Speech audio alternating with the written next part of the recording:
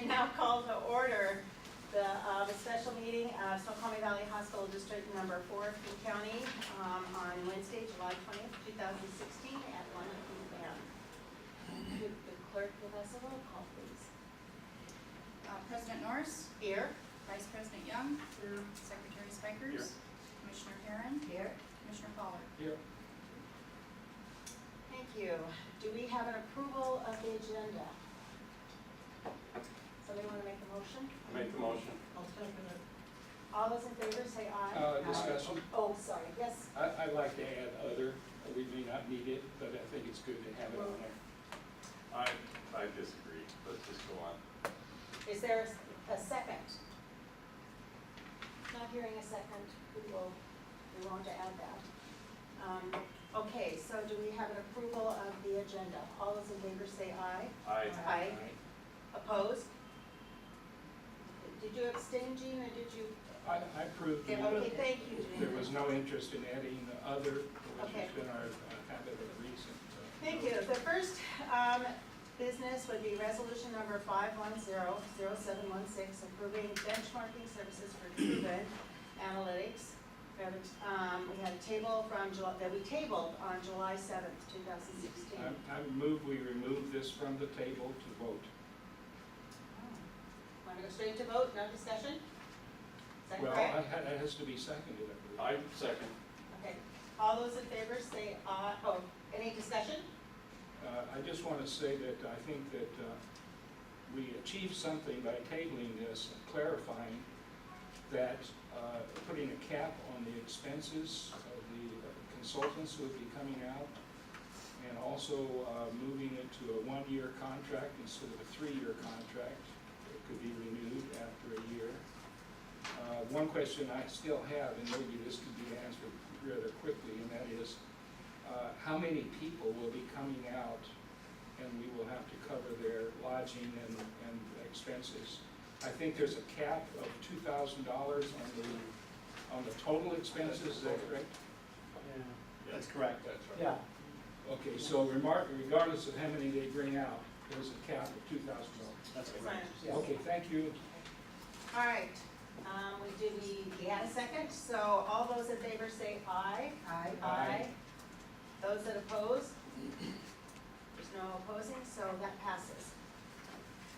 Okay, new business. New business is strategic planning with Andrew Ballard, marketing solutions facilitator. And I guess the way this is written, we will do that and then have public comment and then talk about these extra things. That's what it's written, right? Right. Okay. That's just, reminder of what's coming up. Okay. You have the floor. Great. Thank you, Madam President. Well, welcome everyone. It's great to actually see the people that I have spent time on the phone with. I'm just going to run through a few preliminaries. The preliminaries and kind of setting the stage, rules of the road, if you will, that we all abide by, what's going to help us accomplish about 20 hours of work in the 7 hours we'll be together. So we have 2 half-day sessions.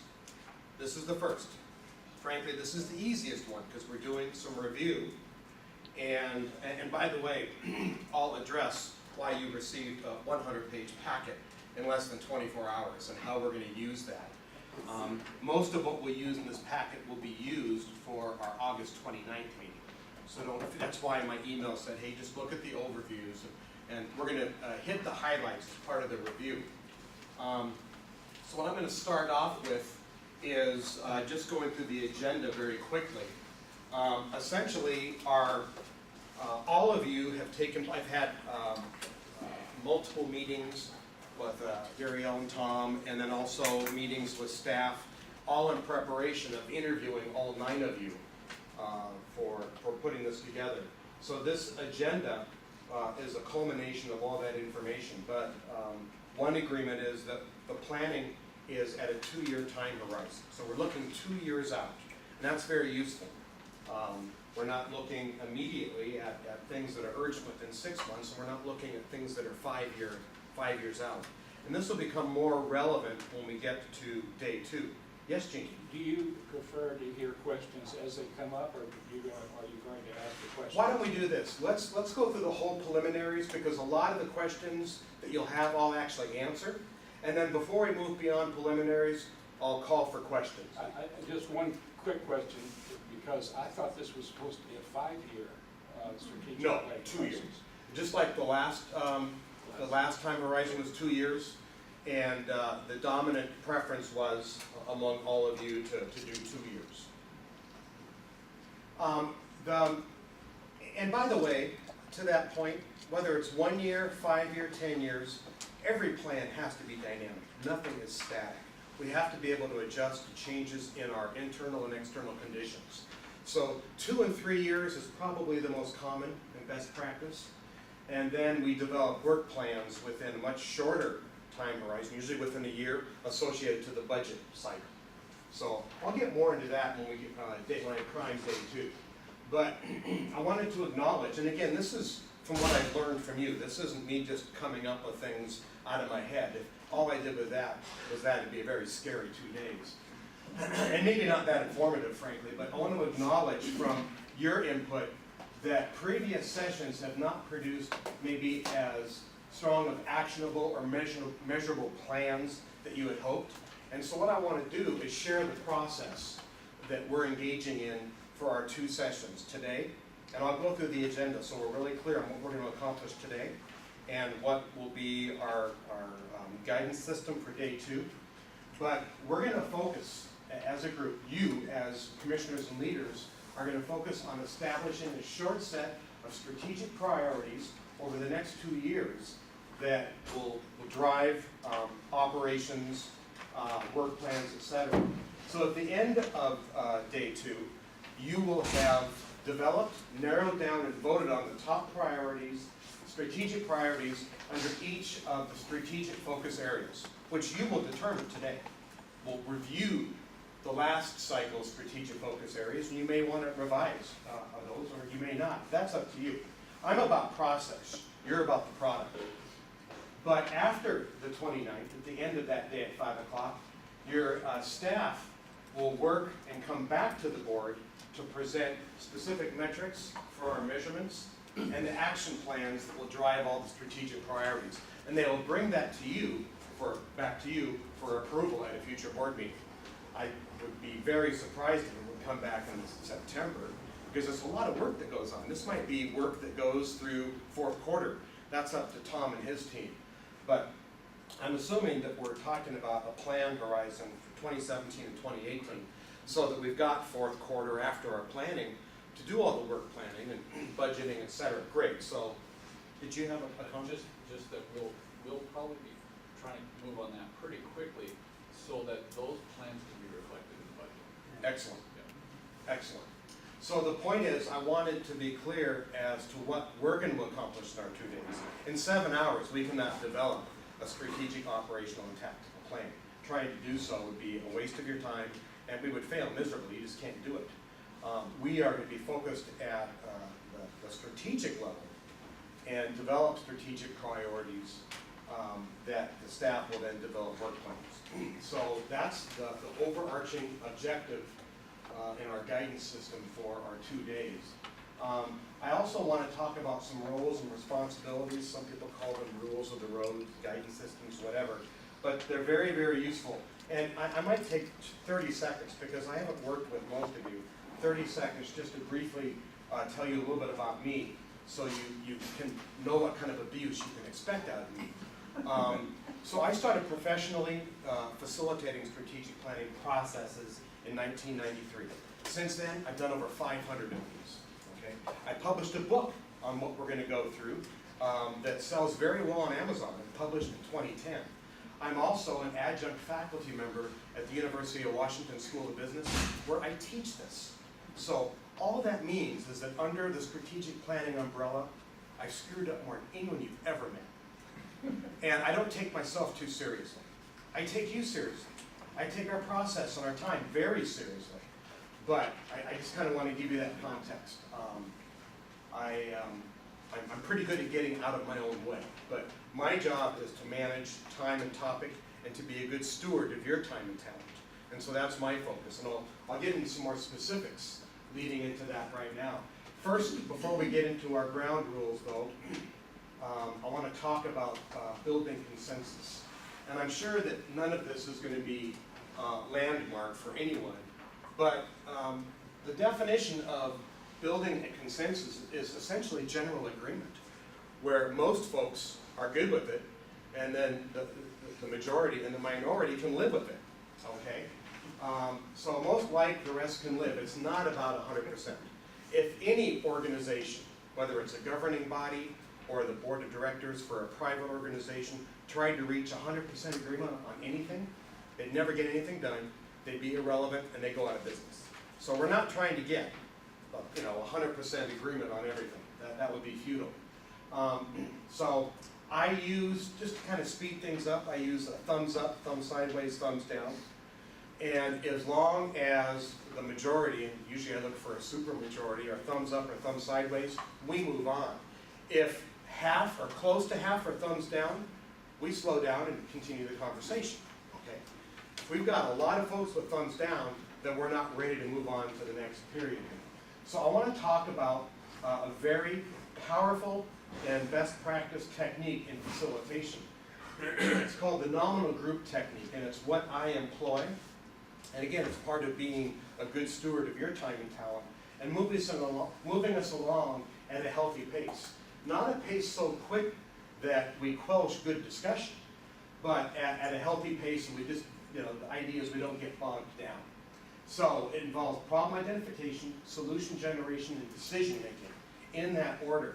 And so essentially, everyone's opinion is heard and equal. And then the group's votes are prioritized. Sometimes we'll do official votes with sticky dots, and more of that will be towards the end of the day, and certainly on our second day. But sometimes it's just a thumbs exercise, but the idea is to prioritize the top solution, and again, majority rules. This isn't that far from Robert's rules, etc. But the nominal group technique, everyone around the table, and I have asked that your staff leaders, because they are a feasibility filter, participate at a peer level. They don't vote. The commissioners are the governing body. I recognize that. About 200 of those 500 retreats, by the way, are with electeds. So I completely respect the due process, but we really do want to include our staff leaders in the conversation because they can answer questions. They're living it operationally day to day. Traditional governance, top-level policy set strategic direction, and not micromanage, and not get in the operational path of your leaders. You've been through quite a transition, and the current leadership has been identified as very effective through all of these interviews. The commissioners, almost to, I won't call it 100%, but near 100%, have demonstrated organically, not based on me asking, confidence in the new leadership. So that's a very good thing. So now, my last preliminary slide, and then I'll make sure that you have an opportunity to ask questions, is kind of the roles and responsibilities. And while your president already asked for agreement on the agenda, and you've done that, I'm just going to ask as you 9 participants, agree on the agenda. Oh, by the way, I want to go over this really quick, very quickly. Kind of hard to ask you to agree something I haven't unpackaged. So we're going to look at both days, but look on the front page, day 1. We are just about through our preliminaries. We started a few minutes late, but I build margin into these. We're going to do just fine. We're going to do a very short communications exercise where everybody gets to participate. I'll explain that when we get there. We're going to do a quick review on all of the documents that were part of that PDF that were emailed yesterday. And I'll talk about that in context of, the high-level overview and how that will inform affirming or revising our North Star. And I'm defining our North Star as our vision statement, our mission statement, and our strategic focus. And you'll have an opportunity to discuss those and maybe even do some revisions. Again, that's up to you. We've got processes for managing that in a way that isn't going to take until next Tuesday. So, And after doing that and having that conversation, you can see that there's ample time with those major exercises to encourage dialogue. I'll get into how we use the parking lot in just a moment. But all we're trying to accomplish today is to really affirm, which may include revising our North Star, vision, mission, strategic focus areas, and then we'll do a quick wrap up. If you'll turn the page on day 2, we'll do a very quick recap on day 1, which will include comments.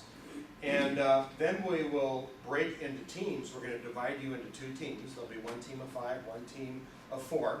And who's and which teams we don't have to worry about right now. That's something for later because we're a month out from that. But the teams are going to break out. And let's just say, for example, that we end up with 4 strategic focus areas like we have now. Maybe they're a bit different. Maybe you only revise 1 or 2, but let's just say.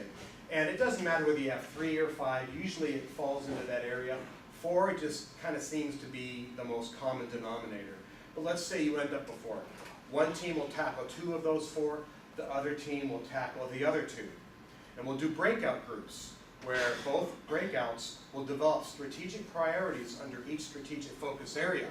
And then each group will do a presentation to each team will do a presentation to the entire group. And even though you're only on 1 team, you will have input into both teams, because after each team does their presentation, those not on that team can ask questions, make suggestions, etc.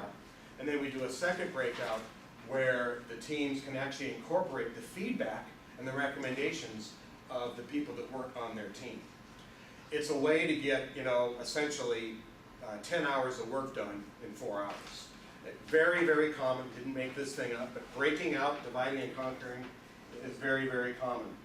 It's part of the normal group technique. But the important thing I want you to take away with is that even though you'll only be on 1 team, dealing with half of the strategic focuses in terms of the strategic strategies, you will have input onto every strategic area.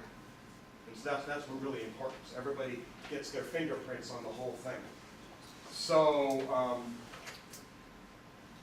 and then after the second breakout, where each team revises based on the other participants' input, we do a prioritization exercise, which I will explain when we get there. I don't want to dig too that, but we look at the whole portfolio horizontally to make sure that there are no duplicates in the individual across the strategic focus areas, and then you'll all have a chance to prioritize the entire portfolio, regardless of what team you're on. Everybody's going to have equal votes for all of those. And then we'll wrap up, agree on next steps, timeline in terms of when staff gets work plans, metrics, etc. back to you. We'll do a 5-minute evaluation on what you liked about our process, what you'd like to see improved for next time. By the way, I've kept a database of evaluations. I have, 300 or 400 of them. And I actually use them to optimize this whole process. Not my first rodeo. Again, I've made mistakes, but if you're smart, you'll learn more from your failures than from your successes. So before I get into our guiding principles that will essentially manage our code of conduct in the 2 days, does anybody have any questions or comments about the agenda? Because this is really what I'm going to be using to assure that we've got a productive process. Would you define North Star in this context? You bet. I'd be happy to. Thank you for the question. So the North Star actually is a bit unfair. I actually brought a copy of my book. I'll give it to you at the end of day 1. I'd be happy to bring a copy for everybody. The distributor sends me a couple $100 books a year. I don't distribute these. This is an East Coast deal. A couple $100 also. No, this is free. This is my thanks for letting me abuse you for 2 days. But to your point, North Star, and it's the first chapter of my book, is establishing a guidance system. It's the highest strategic strata of the organization in your plan. So it's usually articulated in the term of a mission statement and a vision statement and core values. And it's usually, sometimes you might read it on a placard, vision, mission, values, but the order that we actually produce the work is mission first, then vision, and then values. Because if you can't agree on your mission, which essentially is a statement of purpose, you'll have a very difficult time visioning. So essentially, we're going to look at, and we either are going to affirm or we're going to revise our existing mission, vision, and those 4 strategic areas, which are their growth, their finance, their relationship, and quality, I believe. I have them all up here. You did it right. Did I get it? Okay. I've been, your leadership has been, Tom has been indoctrinating me with about 200 documents a week. I mean that as a compliment. I'm exaggerating. I'm exaggerating, maybe by 99%. The point is that your leadership is taking this process and your time very seriously, and they've done a really good job of preparing me. As a facilitator, I don't need to be an industry expert. I'm not a consultant here. I'm not about making recommendations. You're about making recommendations. My job is to be a good steward of your time and talent. Keep us on track, on time, and on topic, so that we end out at 5 o'clock on day 2, having produced the product you want, which is a short set of strategic priorities under your affirmed or revised focus areas. So it's really our guidance system. And the thought behind that is that if a group can't agree on the highest strata, then you can never percolate down into focus areas and strategic priorities. Thank you very much. You bet. It's a great question. Because different people have different terminology there. And so I'm going to go through the guiding principles, and then we'll take another minute to see if there are any questions or comments. So by the way, I didn't make this for you. This is the same slide I've used for 15 years, and it's just a very effective approach. I work with a lot of governments, municipal, county, state. I just did the food securities planning session for the Democratic Caucus in Olympia. So the state stuff, I've got a lot of clients in all 3 time zones. I really enjoy this work. And please take this with a grain of salt, because remember, I don't take myself too seriously. I have learned over 20 plus years of doing this that dysfunctional government is in fact redundant. You don't need both words. Well, now, I'm taking it with a grain of salt here. That is also true for not-for-profit boards and private boards. Private boards, especially if they're publicly traded, well, then they'd be a public entity. They're the worst. Especially if you've got some, I just did a bank where one person had 51% of the shares. Oh, you got that right. I spent a month with this person before the 2-day retreat, making sure that we, that we were organized appropriately, and that everybody else in the room didn't think that they were going to be wasting their time. But the point is, and frankly, in interviewing you, you all confirm what most political bodies experience, and that is that there is, dysfunction in politics, that there is sometimes dysfunction in process, and don't be impressed with yourself. It just means you're hideously normal. Okay, I'm not impressed. I am here to help you through that and to be a good steward of your time. So this is the same slide. Didn't want you to think I just made it just for you.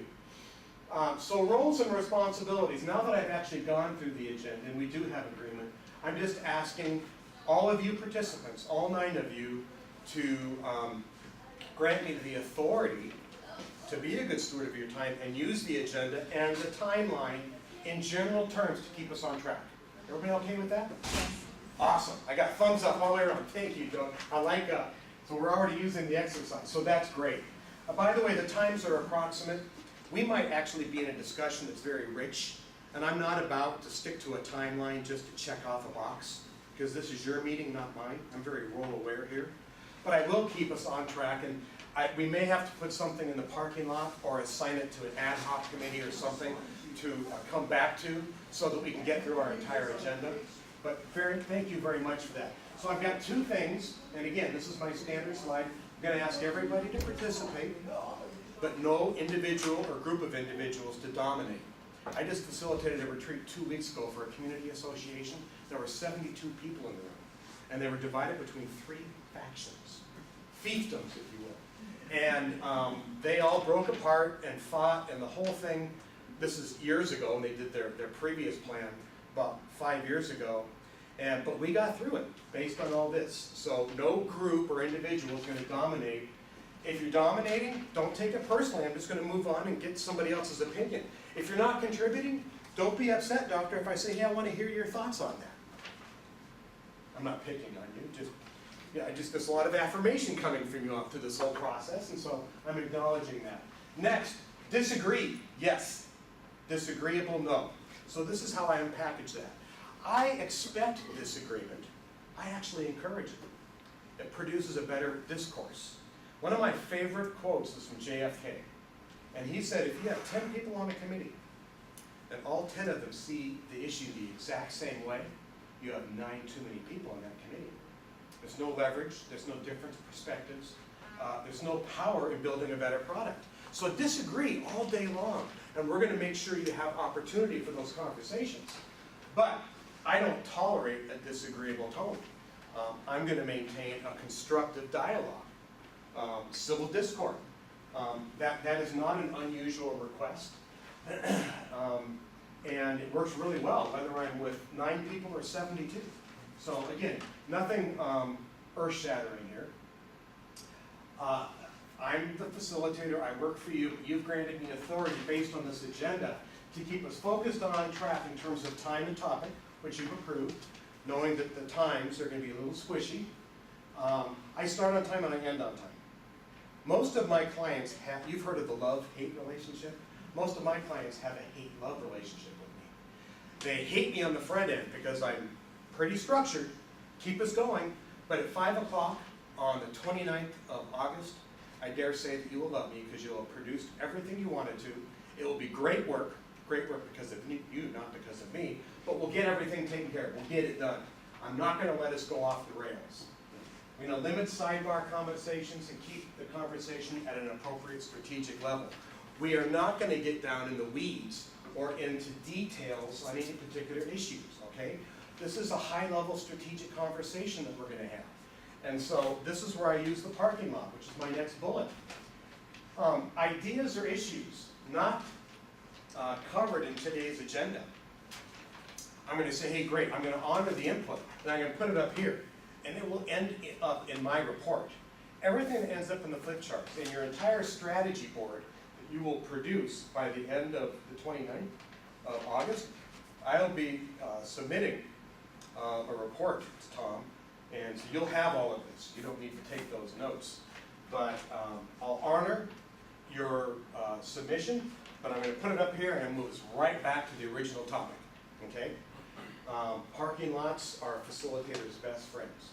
We have an ambitious agenda over the 2 days, and if we have to move it to a committee or an ad hoc group or whatever, we'll notate that on the parking lot. Let me give you an example.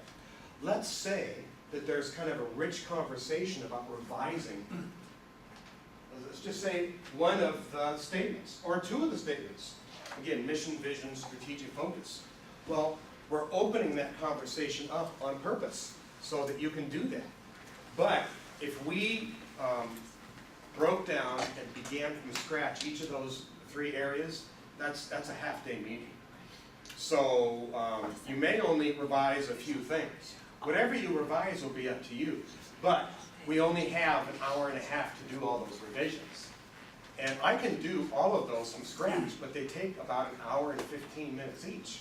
Actually, the strategic focus we can do in about 45 minutes. But it's a process where we get to brainstorm, get everybody's ideas out, and then we consolidate down to what's most important. And then you do the sticky dots, and we pick the top 4 or whatever. It doesn't mean that the rest of them go away, because those that didn't end up as the top 4 usually stimulate the strategy conversations in day 2. Everything we do will drive toward the end product. But if we get into a lengthy discussion on something, I may have to parking lot it, and we may have to do some work in between these 2 sessions. But we're going to get out today getting through the entire agenda. So, those are my guiding principles. Rules of the road seem so pedestrian, I like guiding principles. So, there should be a prologue there. Before I go into my prologue, I start every retreat with a prologue and I end it with an epilogue. I'll explain that in a second. But Commissioner Pollard asked a very good question, is, do we do questions real time, or can we do? So now's the time for Q&A. And then after that, as we go through each exercise, it will be a live and dynamic conversation. You won't need to wait to say, hey, I have something to share. So, based on all those preliminaries I brought up, does anybody have any questions, suggestions, or concerns? Now is the time to bring them up. Okay, I think we did some pretty good stage setting. Awesome. Based on my experience in the first 15 minutes with this group, I think we're going to be in really good shape. So let me explain the prologue real quick, and then we'll jump into our communications exercise. And by the way, even though we started a little bit late, we've got plenty of margin. We're good. So, for many years, I have done my prologue and epilogue. I only do this when I'm together with an aggregate of a full day. From one of the best books I've ever read, and that is Life's Journey According to Mr. Rogers. And you might remember Mr. Rogers with the cardigan and, you being my neighbor. The fact is that he was a PhD and a brilliant man and a wonderful humanitarian. I just absolutely loved it. I love studying biographies of famous and effective people. He's one of those people I've studied. So I always grab one. You see, I got lots of notes. I always pick the prologue after doing the interviews. And I never pick the epilogue until after the afternoon break on the last day, because I like to keep it relevant. Anyway, so here is what I thought would be great for you, and I'll be honest, I use this a lot, especially when working with a group for the first time. And the reason I do is because strategic planning is about trade-offs. We can't do everything that we want to do. We have to prioritize the few things that we can actually do that will have the greatest impact on our enterprise, and let the other things go away. My counsel is always, let's be really good at doing a few things and moving the needle in the right direction, rather than really mediocre in a laundry list. So, but you will take the laundry list and you will narrow it down to that nominal group technique. So this is a short one, just 2 sentences. Transitions are almost signs of growth, but they can bring feelings of loss. To get somewhere new, you may have to leave somewhere else behind. Isn't that profound? In other words, it's about trade-offs. We can't do everything that we want to do. But what we can do is use the brain power around these tables to have conversations and narrow things down to what is most important. Then we do our nominal group voting, and we move forward by doing a deeper dive on what's most important. Does that make sense? I love Mr. Rogers. So with that, we're going to do a very quick communications exercise. This is something that your president believes in. Not necessarily this exercise, but having something where we can kind of let our hair down, so to speak, and do something really quick. So we're going to do a very quick. This will take about 8 or 9 minutes. It's called 2 Truths and a Lie. Has anybody played this game before? And Valerie, I want you to play with this too. Oh, that's okay. You don't want to play? Okay, Jay, so I'm going to prepare you for going first. I'm going to give you an example of how to do this. Sometimes people, especially that are very analytical, need to write them down. That's fine. So you're going to tell 2 truths about yourself from now going backwards to birth, and 1 lie. Don't do it in that order. The idea is you're trying to stump those around you. Okay? Because after you've given 2 truths and a lie, I'm going to ask one person in the group to try to guess your lie. It's just a way of getting to know each other. We don't. It doesn't matter if you get to know each. And the easiest thing to do, most people have trouble coming up with a lie. The easiest way to come up with a lie is make a minor modification on the truth. So here's my example.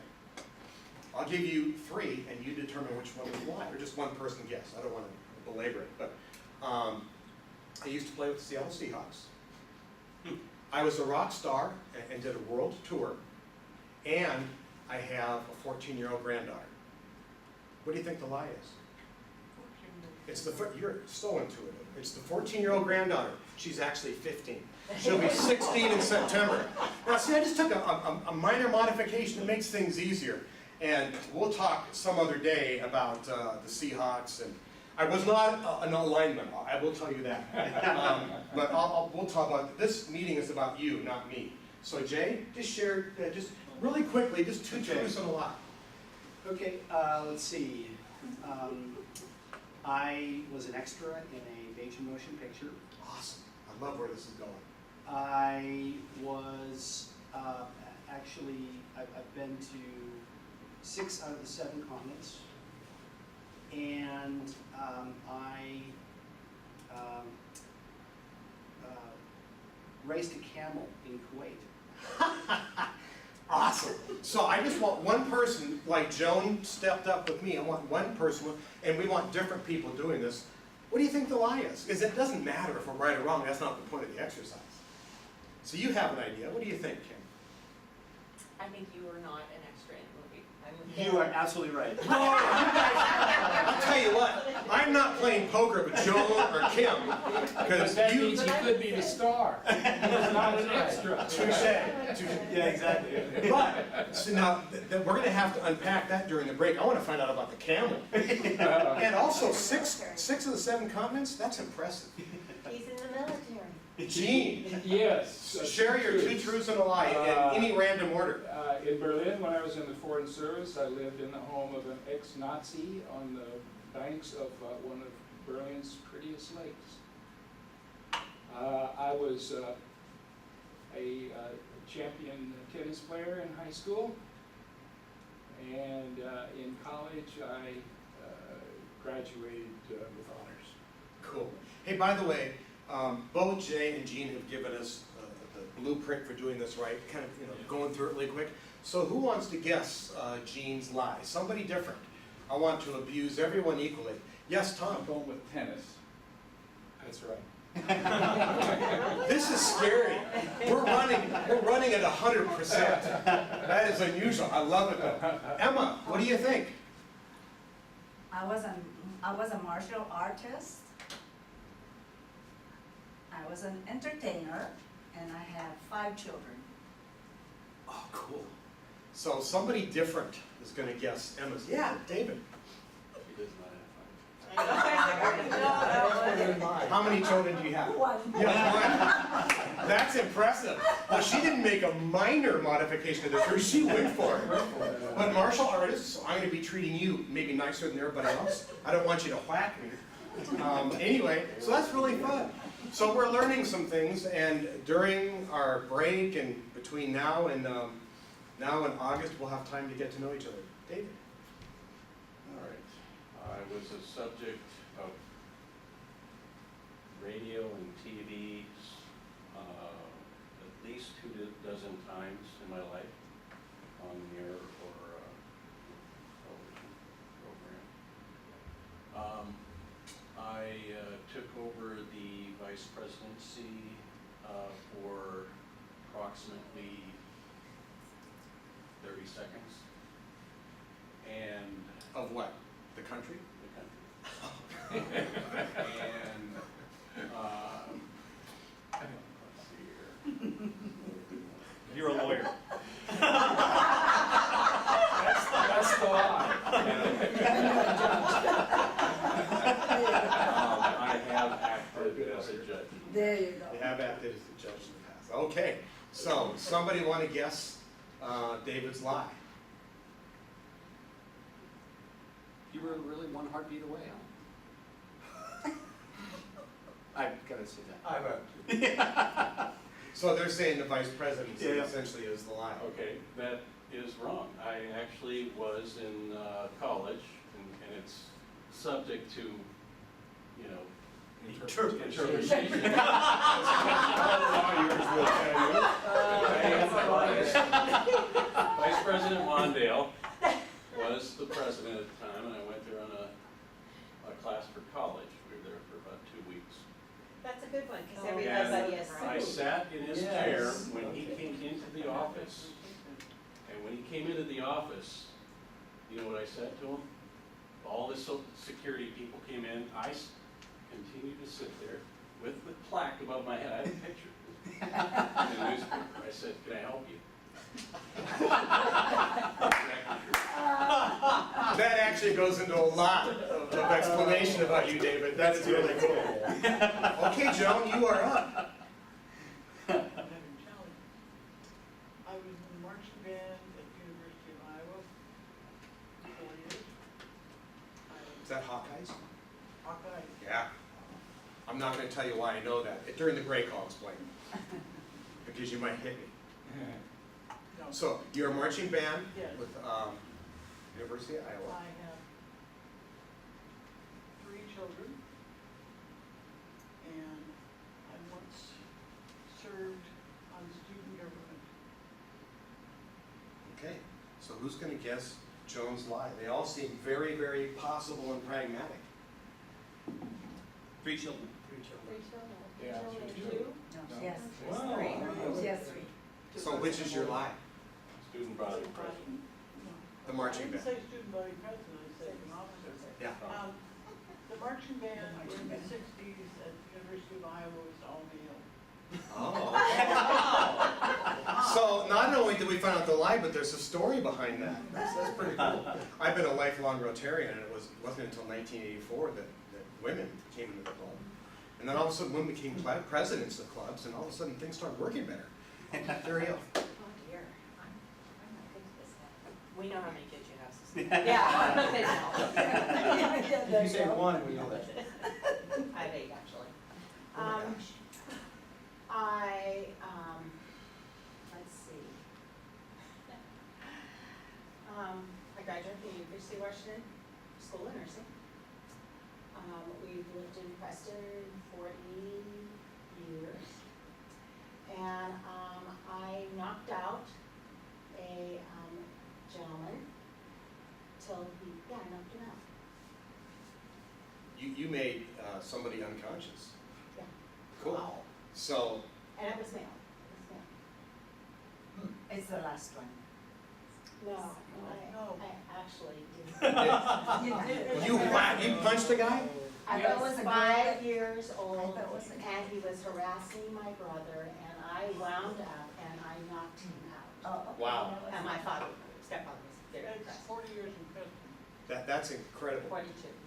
So there's the thing. Well, I knew that you graduated from UW Nursing because of our previous lunch. Cool, awesome. So a lot of you are finding out things you didn't know.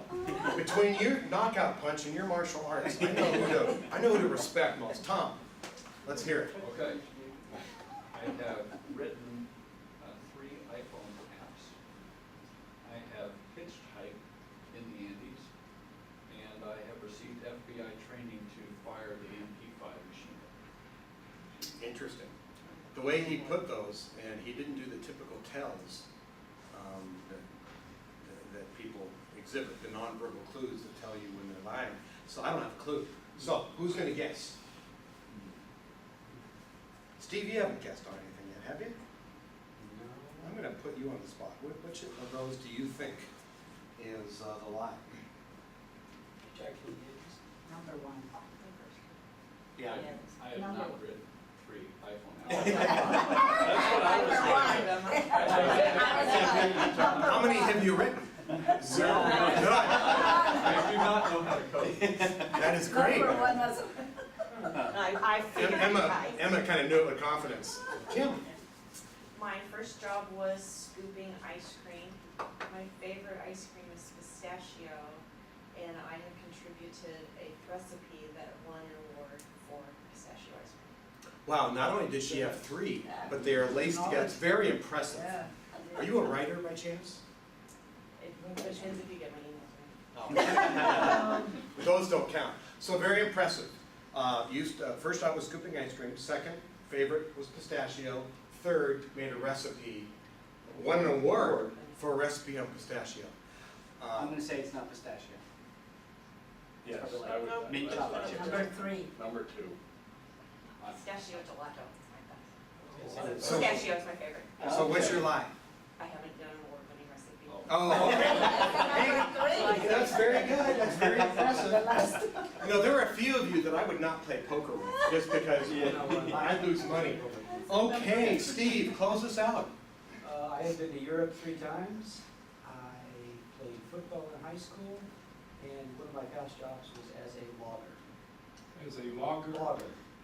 3, yeah. Gosh. Which is the lie? What do you think, Gene? I think he's been to Europe more than 3 times. You got it. It's 2 times though.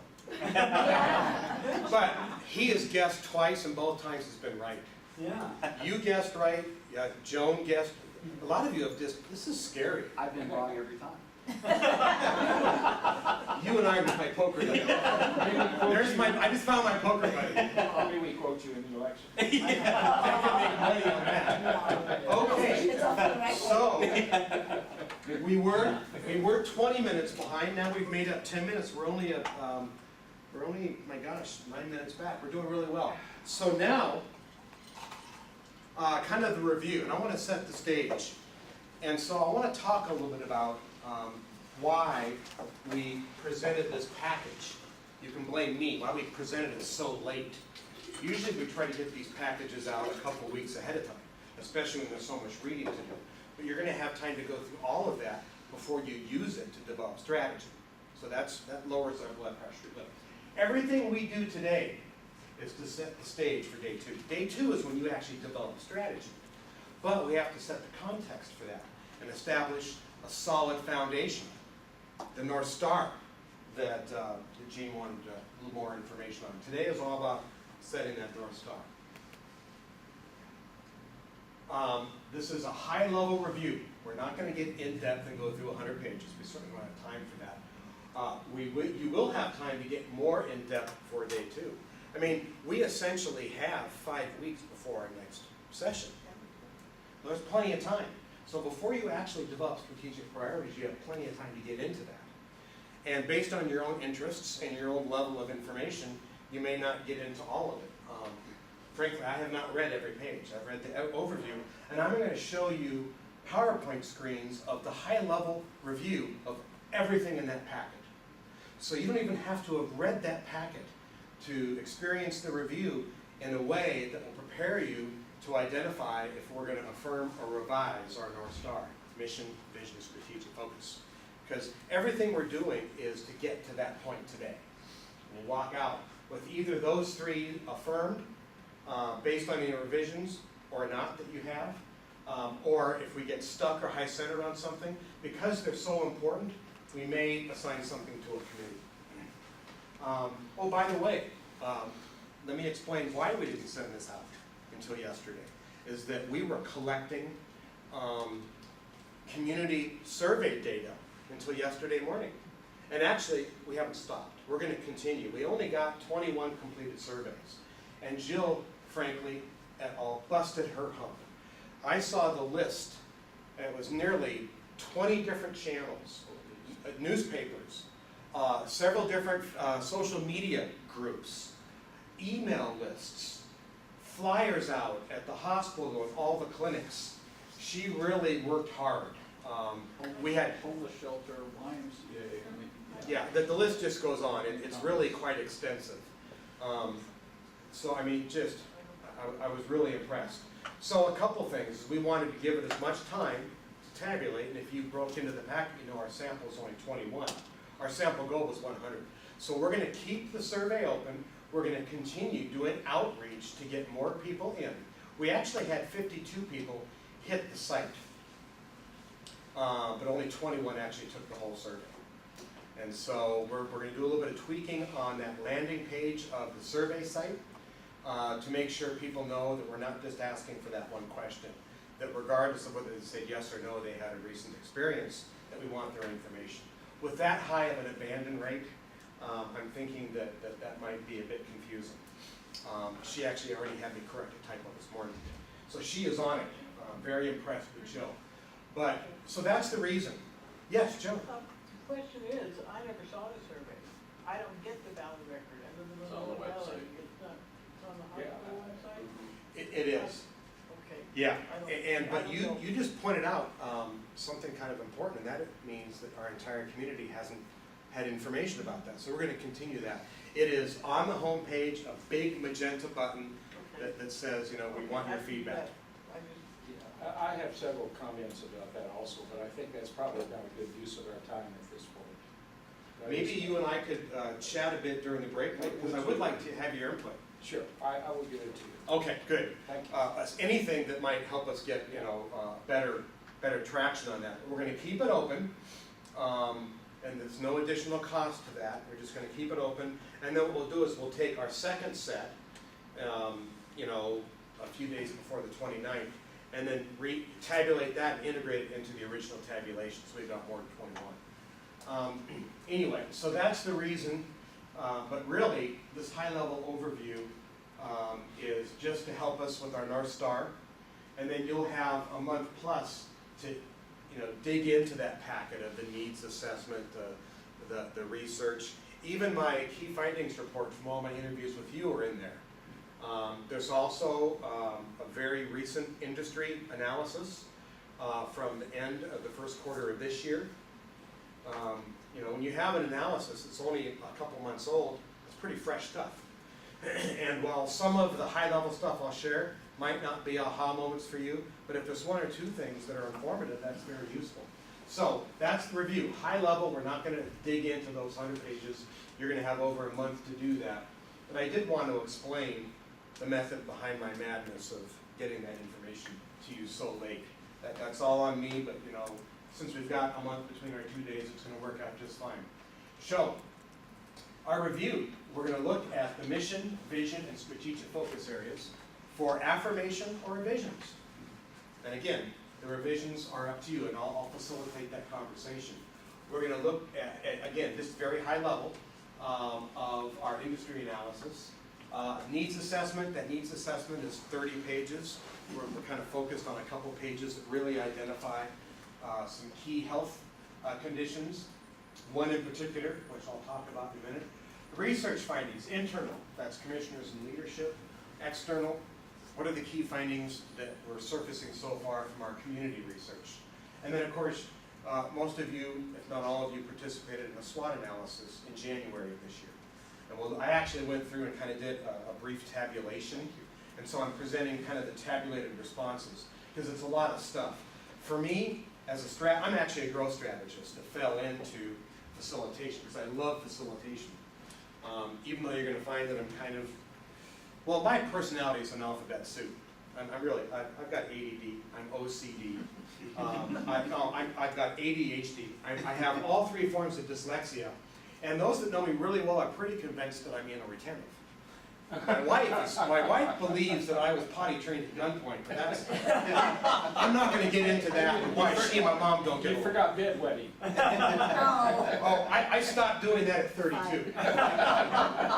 Anyway, no, I got all that going. But there are some pros to all of that. By the way, this is my letterbox, just really quickly. I wasn't kidding. I actually do have ADHD. I'm not OCD. I do have ADHD, and I have all three forms of dyslexia. Severe. I was labeled mentally retarded in 3rd grade because I couldn't read. But they didn't test for dyslexia in the mid-60s, right? And around the reading circles, See Spot Run was associated to a photograph, a picture, an illustration. Every time it came around to me, all I was doing was reciting what I heard.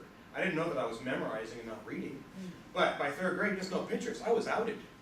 But my mom didn't believe I was retarded and went through a lot of tests. And most people that have learning disorders like mine actually have above average IQs, which actually can be more problematic than the benefit. But the point is that I can't spell. I start every new class at the UW. I don't teach in the summer, but fall, winter, and spring, different class. And I teach all 400 level classes, business, so the seniors that are smarter than I am. But I start every class here.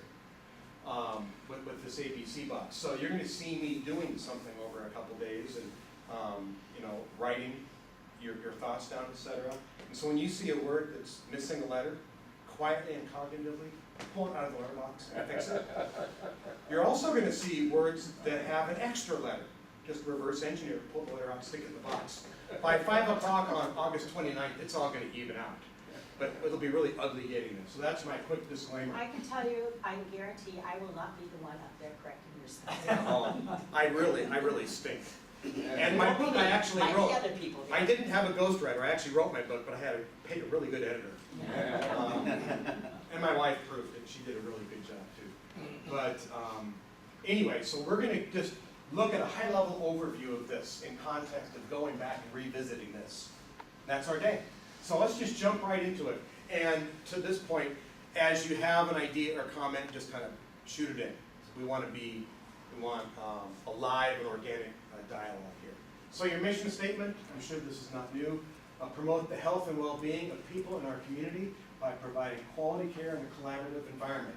By the way, I have written hundreds and hundreds of mission statements, and this one meets all the criteria of one that's very well designed.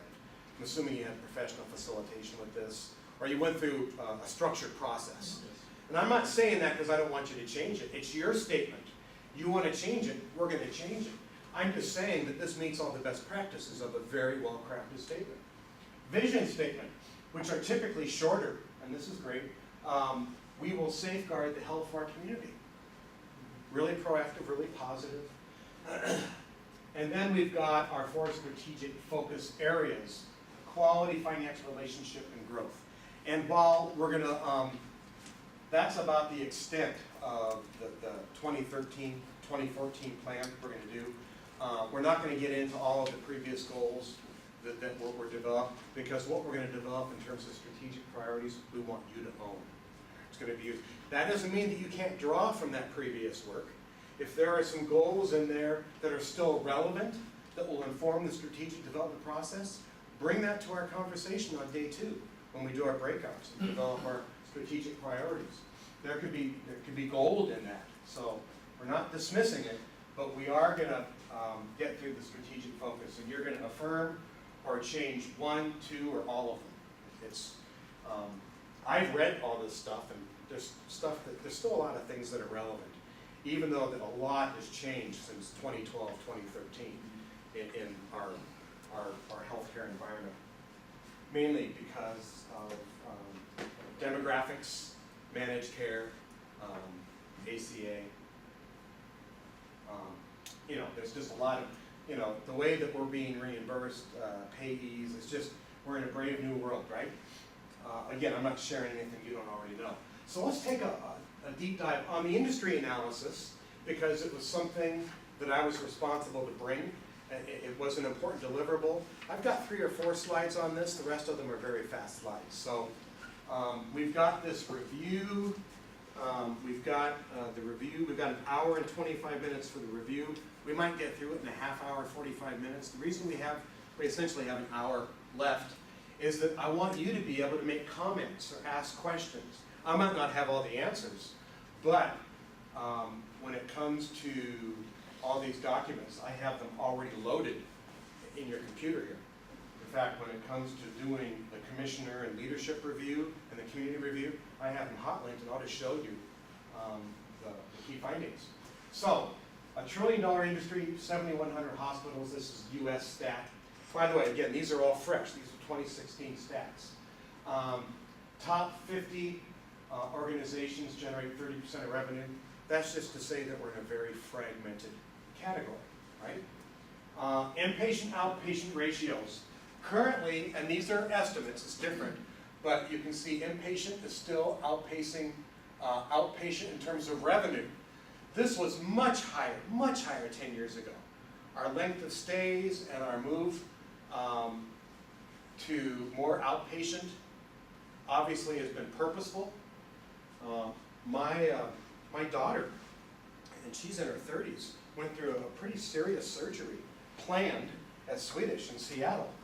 And we checked her in at 6:45 in the morning. She went through da Vinci surgery, dealing with some pretty serious issues. Everything came out great. They discharged her at 1 o'clock the same day. 10 years ago, it would have been overnight, easy, maybe even more.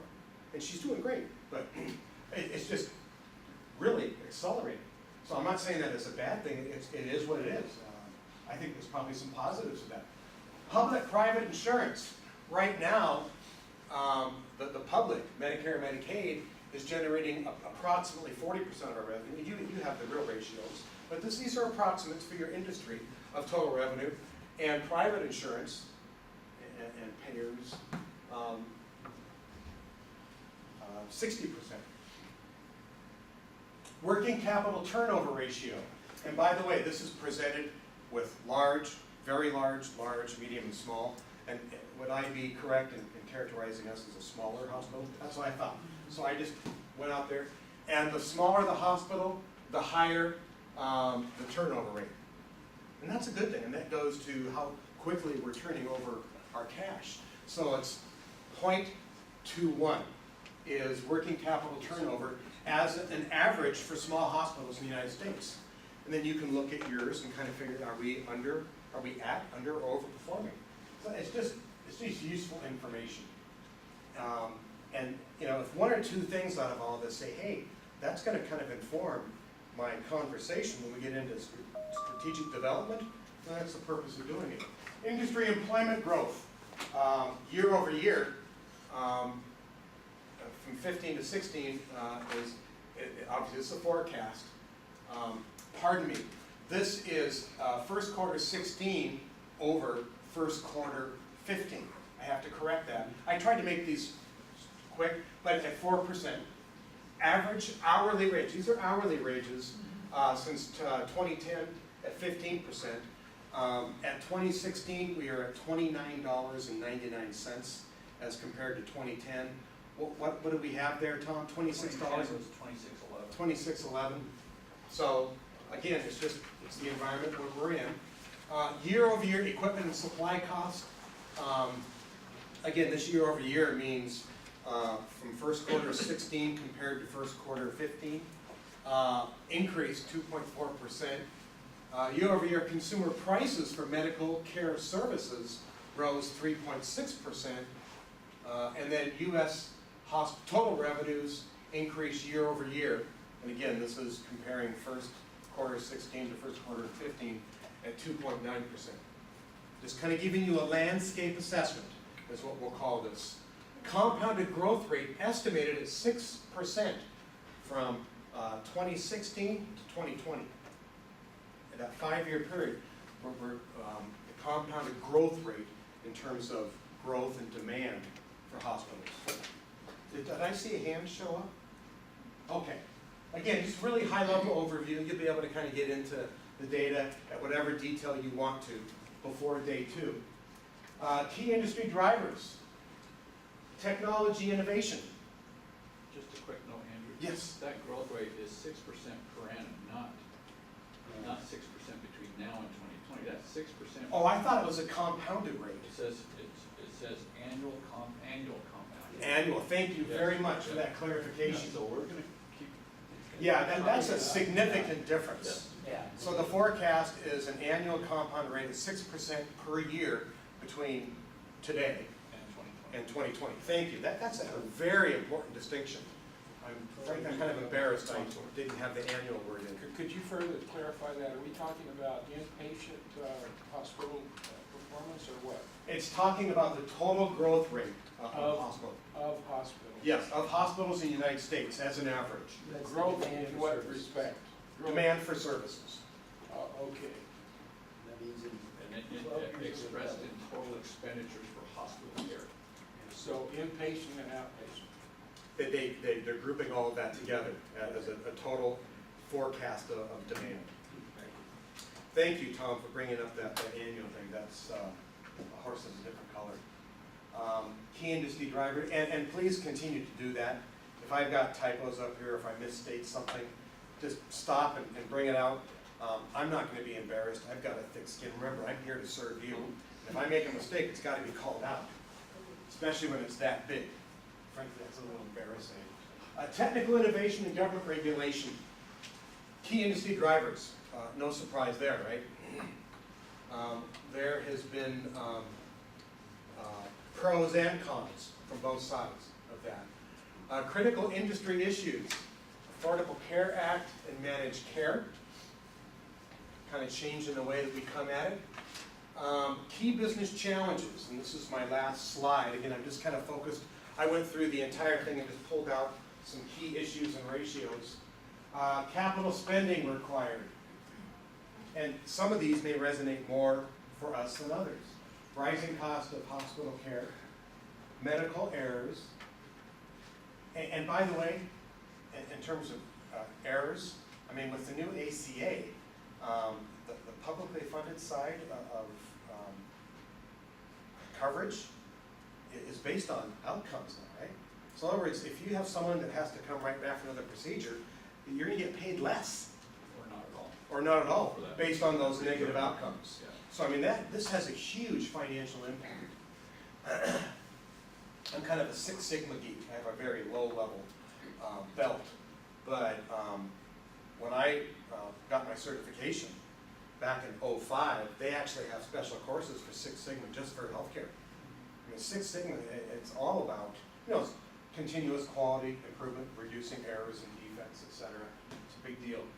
And of course, lean is part of all of that conversation. Staffing shortages. And some people might even say the ACA is accelerating or causing even more issues in terms of shortages, in terms of forecast. High risk of employee injury. That was one that kind of caught my interest. Had not really thought of that before. Ban on new physician-owned hospitals. I don't know that that was retroactive. I think it's really based on new, right? And that's really it. Oh, I got one more. Trends. Consolidation. And by the way, that conversation may come up. You sent out a really good white paper from Key Bank on some financials. I did too, I passed along, David had been on that. Okay. That was- Well, I read the entire overview, and I found it fascinating and relevant. And the idea of the new M&A might be a JOA, a joint operating agreement, and strategic partnerships. Whatever flavor they're accelerating. Yes. Yeah.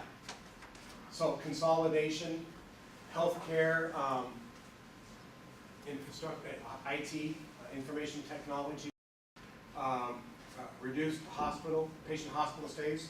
We talked about that a minute ago. Medical tourism. So if you kind of take a look at the report, what they're talking about is that last year, 1.2 million Americans went to a different country to have a procedure because of cost. India is a huge medical tourism destination. When I saw that, I had to go read more about that. That's fascinating. I had never heard of that. I have a lot of clients in healthcare. So that's obviously, and this is probably fairly recent over the last decade and growing. Growth of outpatient services, we kind of touched base on that already. Growth of accountable care organizations, and ACOs even showed up in your SWOT analysis. I actually do read all the stuff you said. Is that the place we could also see changes as a result of governmental action? For example, we're facing an election soon in November. There's a part of our political leaders that want to destroy or to do away with the Affordable Care Act to which you're constantly referring. This could change things tremendously. And I don't see that listed as a change agent. That's a really good point. It did not show up. I didn't, everything I pulled out of here, it's worth pointing that out. Everything I pulled out of here came directly out of the report. I condensed a little bit, but your point is very well taken. Whether it's a complete overhaul or taking it away or minor modifications, the fact that the initial 2,300 pages is going to change, I think is highly likely that there will be some modifications. Whether it's a wholesale change, I think that you're right, Gene. I think it really has to do with which party is in power at the administrative level. Yeah, so for five years or so, the president's budget has proposed to eliminate us as a critical access hospital. But since the president's budget has never passed, it's had no impact on us. If it passes, with the change of leadership, this is an issue that Mr. Spackers has taken leadership on. What would we do if we lost our critical access status and our enhanced reimbursement provisions? Yeah, and I would put that dead center under the threat column of your SWOT analysis. That's an issue. We don't know to what extent the issue will impact us, but I think it's safe to assume that there is going to be some modifications at some point that will have an impact. Thank you. That's a really good point.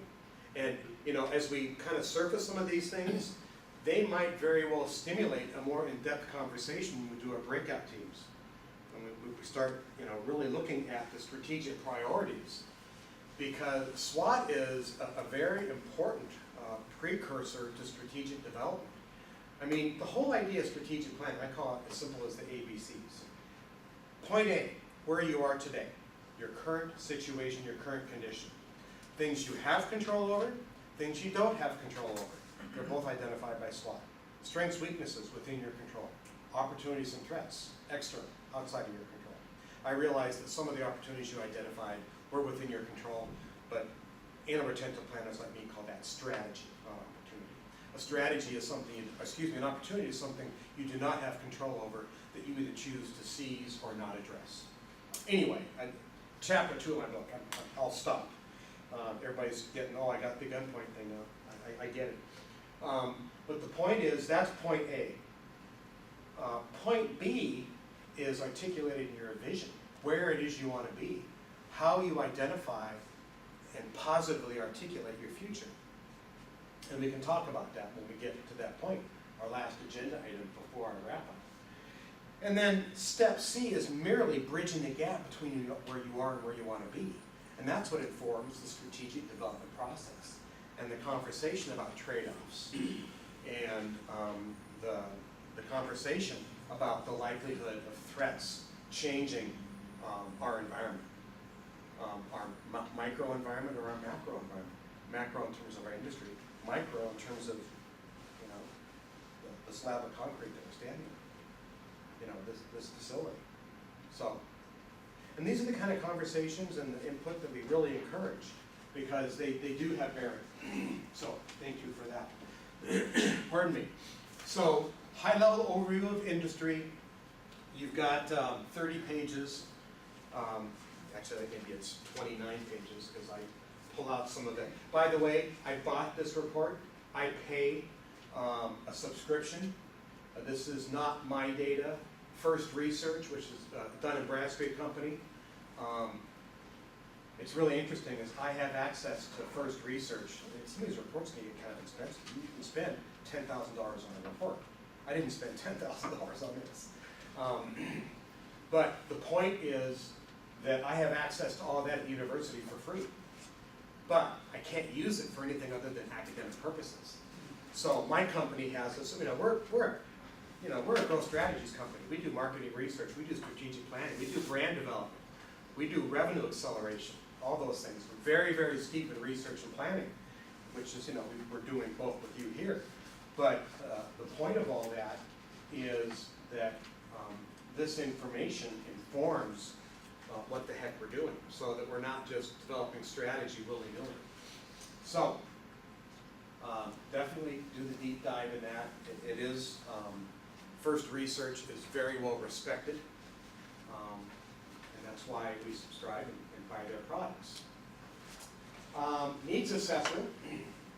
This is that big document that is the data. It's has the blue cover.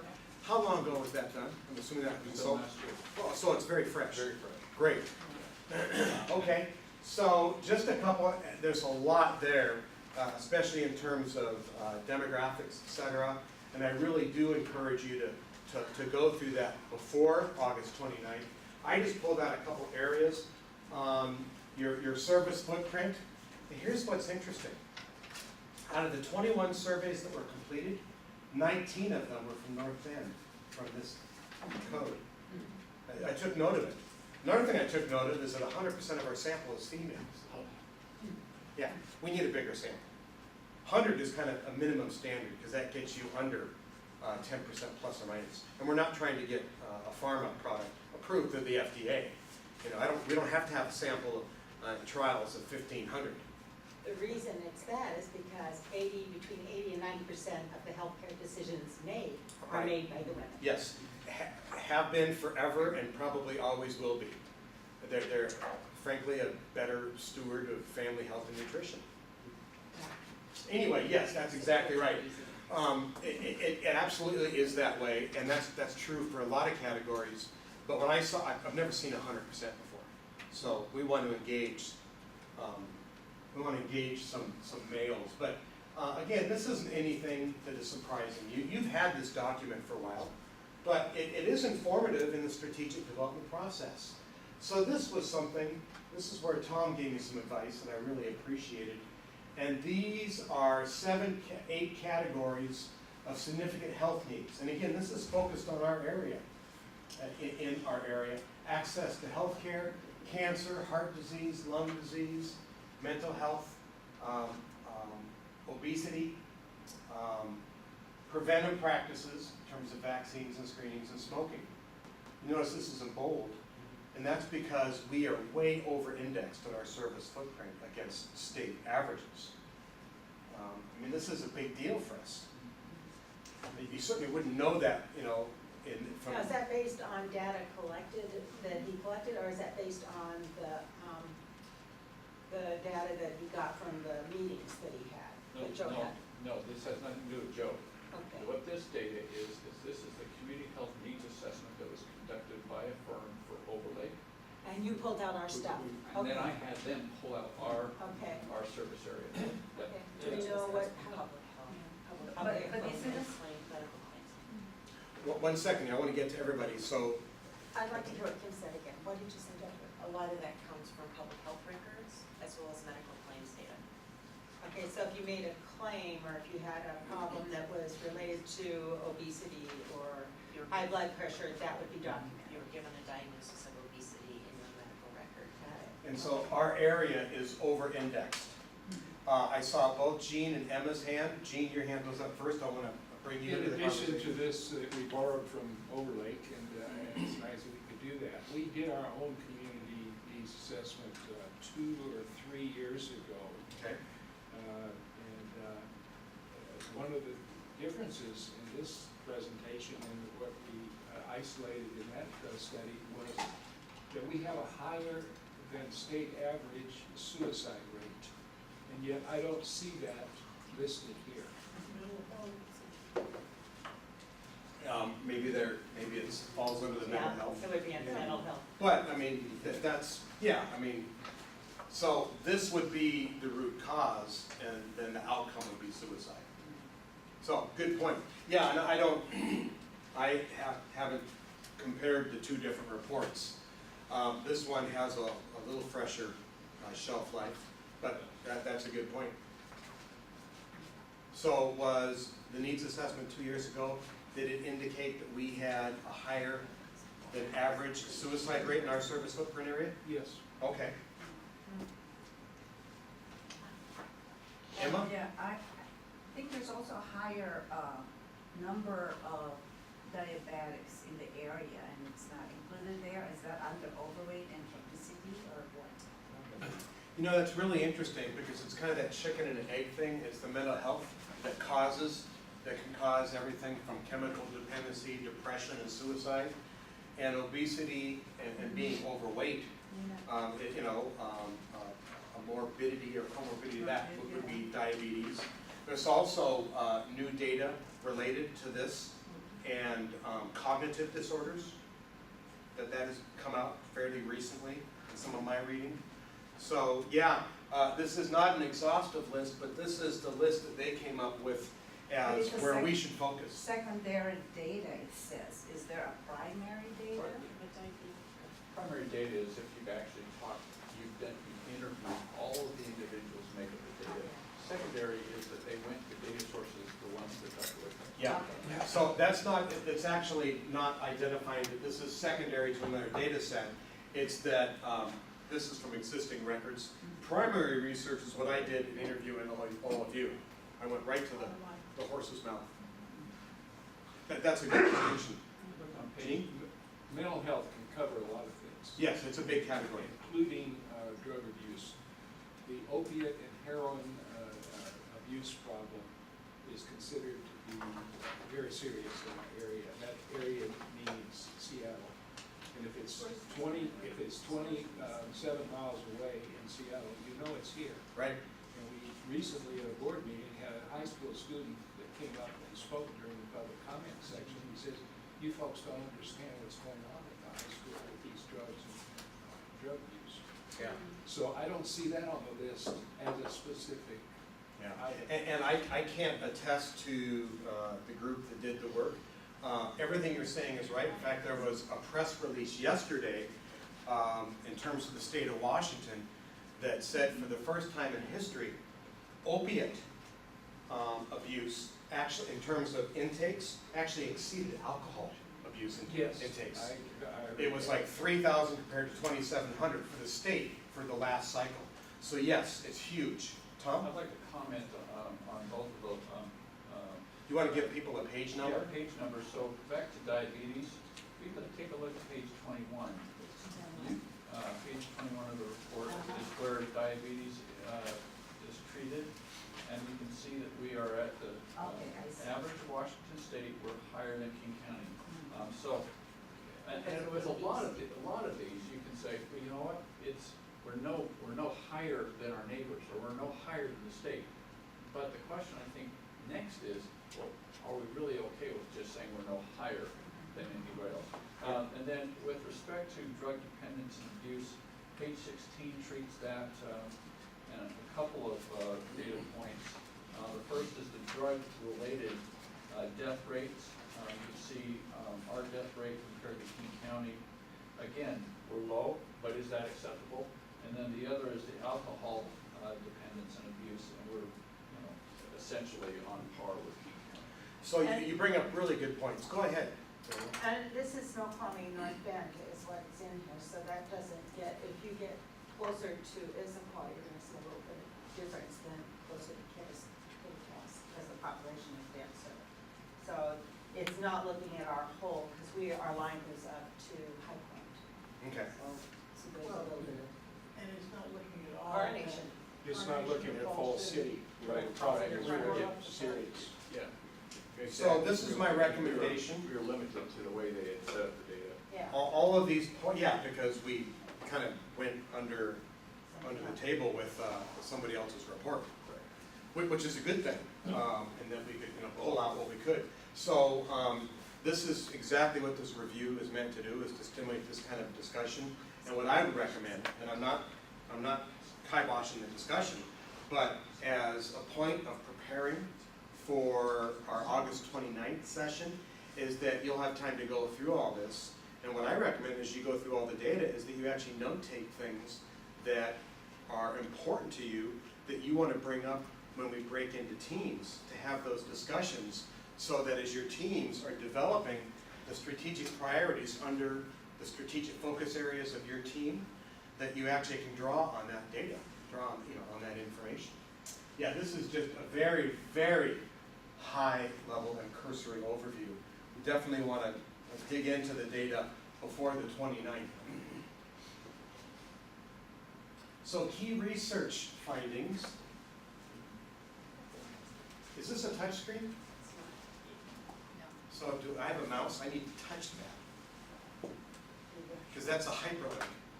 Oh, thank you, Kim. And so I'm going to ask you to kind of scroll as we go through here. So this is just a very high-level overview showing the dominant themes of these 9 interviews. What do you believe the hospital currently does to increase our perceived value? And you can see that this is really, a wide dispersion of data. The lunch and learns and outreach, satellite clinics, the number in parentheses identify how many times it was mentioned. I didn't document anything that was only mentioned once. Again, we're trying to surface the dominant themes. But you can see here is that it's really dispersed. There's no one dominant theme.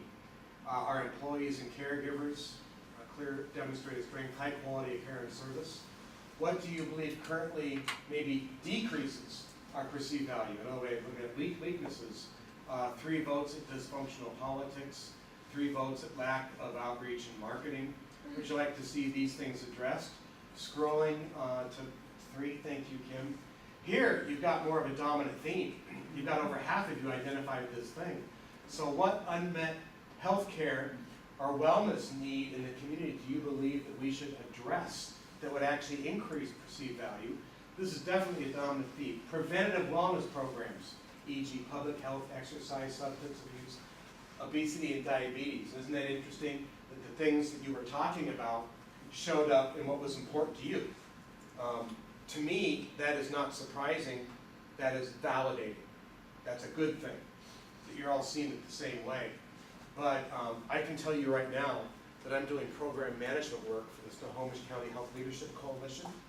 And one of those initiatives that I'm managing right now is Live Healthy 2020. And our entire focus is to improve the health and economic vitality of Snohomish County.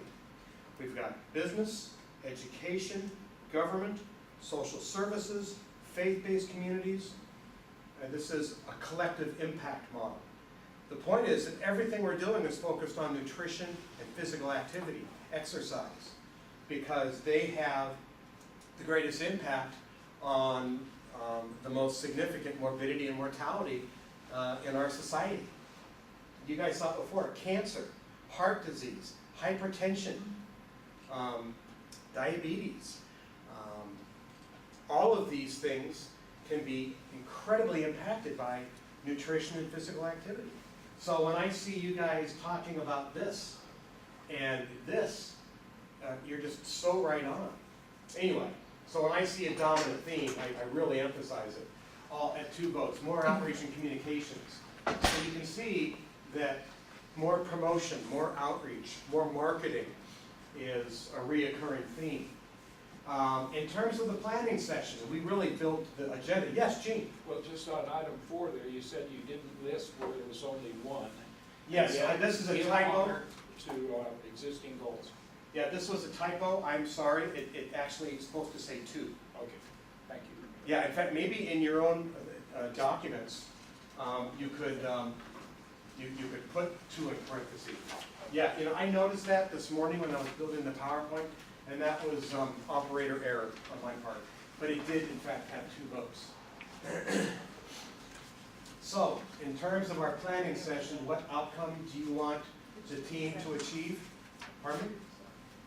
Or are you trying to find it? Yeah. It's right after the community. Could you give them the page number? You There's no probably. page. It's 37. So after page 37 in the data, After page 37, there's no number. yeah, there's no number on It that. says interview director. Yeah. So this is just the commissioner's responses. Commissioner and leadership. I interviewed all 9 of you. Yeah. This is the aggregate of the 9 of you. I put all of the, as you know, I spend about 15 and 20 minutes with each of you. And I put everything into a spreadsheet. And I didn't include the spreadsheet. I have the spreadsheet. It's because the spreadsheet identifies individual people. And the whole point of this was to provide a confidential environment to maintain the anonymity of folks. And so I know what individuals said. What one person said is not as important as the dominant themes that surface from everybody. But I've got a whole spreadsheet of all of this, and so I and only I tabulated this data. No eyes have ever seen that database, other than myself, not even my research director. So it's commissioner and the executive. It's commissioner and exec team, that's right. I interviewed all 5 commissioners and all 4 leaders that are around the table. And everybody, it was very surprising. Usually about 30–40% of the people miss their scheduled appointment. Valerie, didn't you schedule all these? You're my new best friend. I did not have one person not show up for a meeting. We might have rescheduled one, but I mean, it was just, I was very impressed. That just says everybody's taking this seriously. It says you know how to schedule. Anyway, it was a wonderful experience and a very lean outcome. So, this is what we wanted. And we've already kind of set the stage, but 4 votes. Get us all on the same page with a spirit of compromise. Are all of you going to agree 100% on everything? No. I don't want you to. Otherwise, you only need one of you if you all agree on everything, right? But having a spirit of compromise, the spirit that I'm experiencing in this room ever since I've been here, become more visionary, think bigger picture. In other words, don't get too detailed. Do not have the usual knockdown, drag out. I think that this was referring to traditional board meetings, or get too detailed conversations. We've already talked about this already. We're not doing detailed conversations. We're doing an overview and we're talking about high-level strategy. Give honor to the existing goals. That's why we included the strategic planning brochure. We're not saying we're bound by those, but there was some work that was put into there. Not from the current leadership team, but you certainly can review. Oh, yeah, oh, yeah. we Oh, did. you were all part of that? Oh, okay, Yeah, we were part of it. okay. All of us weren't, but they were. Gotcha. And maybe that's what you meant by you wanted to have fresh buy-in with everybody. So we can be informed by that, but we're not going to be directed by it. We're going to be directed by the new strategic priorities that you determine based on all this. And 5, thank you, Kim, we should go on the road together. What concerns do you have regarding this session? Patty, Well, it's kind of nice when that just happens automatically. is that like patty concerns or pet concerns? That we don't get bogged down or hijacked Pet, into I pet? think it's pet. Is it patty concerns or It's pet? pet concerns. Oh, pet Yeah, concerns. like Okay. you might have one person that maybe just has a pet issue. Ah, And so I actually, all of this, I actually used words that were used. Okay. I did not interpret. So this approach is called Voice of the Customer. And to honor the people that participate, you actually use their adjectives and attributes. And so I actually used your words in this. So 4 people identified that as an issue. 1 or more person identified it, maybe not as pet, but individual or whatever. The pet came up a couple times. That we were in open-minded, civil, and work together. That kind of just reinforced them back up over here. And then lastly, do you have anything else you'd like to share? I had, I think 4 out of the 9 that said sure. Most people said no. But there were just individual comments.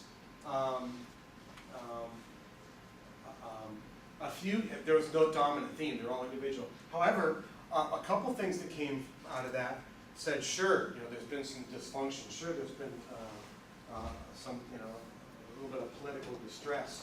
But several people saying it's getting better. Several people, I'm not talking about 1 or 2, half the group identified at some point during this that they actually see improvement, that things are getting better. And so while it didn't show up in one category, it kind of permeated the conversation. And while people identified concerns, and there were some common denominators there, I'd be remiss if I didn't point out that there were several folks that identified seeing positive progress. That's because we have hope that we can do it and we want to do it Okay. better. Well, I just thought that was important. So that was the result there. You can actually close out of that and it'll automatically go to the PowerPoint. Thank you. Any questions? I'm a technology nerd. Sorry. Actually, I'm not sorry. We like this. This is good. This actually works pretty well, yeah. It speeds things up rather than going back and forth. So, any questions, any other comments or questions about the commissioner and leadership interviews before we go on to the key findings of the community data? That's the community survey. Okay, I got control again, and then I'm going to ask him to go ahead and click on that link, and I should have it already blown up. I pre-programmed it to blow it up. Yeah, it's very. So let's go ahead and scroll down, and we're just going to talk the top level here, right here. So right at this area, if we scroll up just a half inch more, perfect. So first of all, we asked the same question several times in this survey. We asked a screening question. Have you personally or with a family member experienced the hospital? Yes or no? It was about half and half, 10 to 11. And then if they said yes, they got the questions formatted in a way that says, based on their personal experience, what did you value? What would you like to see improved? What service would you like to see added? If they said no, they had the same 3 questions, but it was reworded to, based on your perception, how do you think the community values? And then we did the same set of questions for the clinics. And so what I did is I aggregated all of the responses for what they value most, what they wanted to improve, what they would add. Yes? My question is, if you could ask them if they experienced the hospital, we've had a hospital for 40 years. The question was actually worded, in fact, if you go to the actual, you can actually see the way the question was worded. Asks a year. Yeah, this is all based, That's what I wanted to know. yeah, and this was actually, this is your leadership saying, hey, we want this rated on the new hospital. I think And that was that's very good. pragmatic. Because too often we base our experience on something in the past, and it determines our Right. behavior. And so we said in the last 12 months, and I realize we're in our 14th month, give or That's take a right, few that's days. great. But that really gets us to the new facility. So that was a really good question. So essentially, I took all of it and aggregated it, whether they had a personal experience or they had a personal perception, right? And perceptions, you know, we're growth strategy folks. And so I go by Einstein's definition is people do not respond to reality. They respond to their perception of reality, even if their perception is inaccurate. We still have to respond to it. So I'm a marketing person by trade and have been for 35 years. And so when I'm teaching a marketing class at the U, I say if the customers are confused about our value proposition, whose fault is that? The producer or the consumer? And clearly it's the producer's fault. If the consumers are confused, shame on us as producers or the owner of the company with the value proposition. So even if they are inaccurate perceptions, we need to know what those inaccuracies are, especially the dominant themes. So what they value most, huge dominant theme. Biggest theme here, 16 folks identified that it's a local location. They like that they've got something here. Where's the nearest facility? Is it Swedish in Issaquah? Yes, Okay, 9 miles away. 9 miles away. as a pro plus. Yeah, and that 9 miles could take you, No, measured by actual speedometer measurement and MapQuest. Gotcha. And that 9 miles could take 10 minutes or an hour, depending. Yes, Joe? We had a wider response, because for me, going to Swedish, coming here, same difference. It's a long time. Gotcha. It'd be Well- shorter to go. Yeah, and keep in mind that 19 of these 21 people are from the 045 area code. Yeah, okay. So they're having to travel a little bit for here. But they Wait, are I'm saying sorry, what did you say, 19 to 21 people were? 19 out of 21 respondents were from the 05, excuse me, the 045 zip code. They're from North Bend. Almost all from North Bend. What does that tell you? That's amazing. So It tells you Farming people from residents North may Bend. be bypassing our Yeah. principle. What it tells us, they did take the survey. Yeah, but. Yeah, and correlation doesn't always equate to causation. Yeah. But it's an interesting dialogue, interesting conversation. And people, if you're coming from North Bend, this is closer than going to Overlake or to Swedish or Overlake. So it's closer. Not, no, if you're living a block from a hospital or 2 blocks, that's pretty close. Well, but like I think Dario was saying, for people in Preston, Swedish is just Swedish is closer. a little closer. Yeah, a lot. Well, yeah, you're right, Gene, because where it is right now, it doesn't take long at all. Well, and I'll tell you what, I mean, you could guess anything that you want. Yeah, The you're people right. that responded to this are saying location, location, location. I mean, what are the 3 things you need to know about retail? Location, location, Mhm. location. Guess what? Hospital falls in the retail category. Anyway, the point is that it's a very small data set, and your intrepid marketing crew, what, she must have a dozen people in her department? I'm kidding. I'm being facetious. I can say facetious because I have dyslexia. I mean, I am so dyslexic that I'm actually dyslexic. But anyway, that's another story I'm not going to dive into. This is a big finding, and we're going to do everything we can to broaden that sample size, which will add a little bit more validity and reliability. Is there a lot of validity and reliability in 21? No. If we can get to 100, will it be more valid and reliable? Yes. Will it be perfect? No. You know, you want to get under 5%, you got to go to 400. I would argue there is not a cost benefit to you to go from 100 to 400. And I think Tom would agree with this. I don't think there's a cost benefit to shave off 5 points, plus or minus. Range of services, value.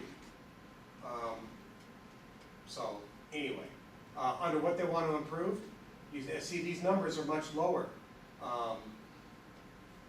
Female health, ER department, computer system. I thought it was fascinating that 2 people actually identified the computer system. I'm guessing it has to do with intake?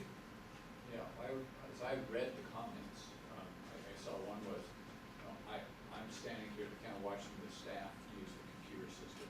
I want a faster response from them. Got it. You know, they're at the keyboard doing something, and you know, it's a lot, I had this vision also standing at the airport counter and watching the, Ticketing agent or ticketing something? agent, you know, clicking like mad.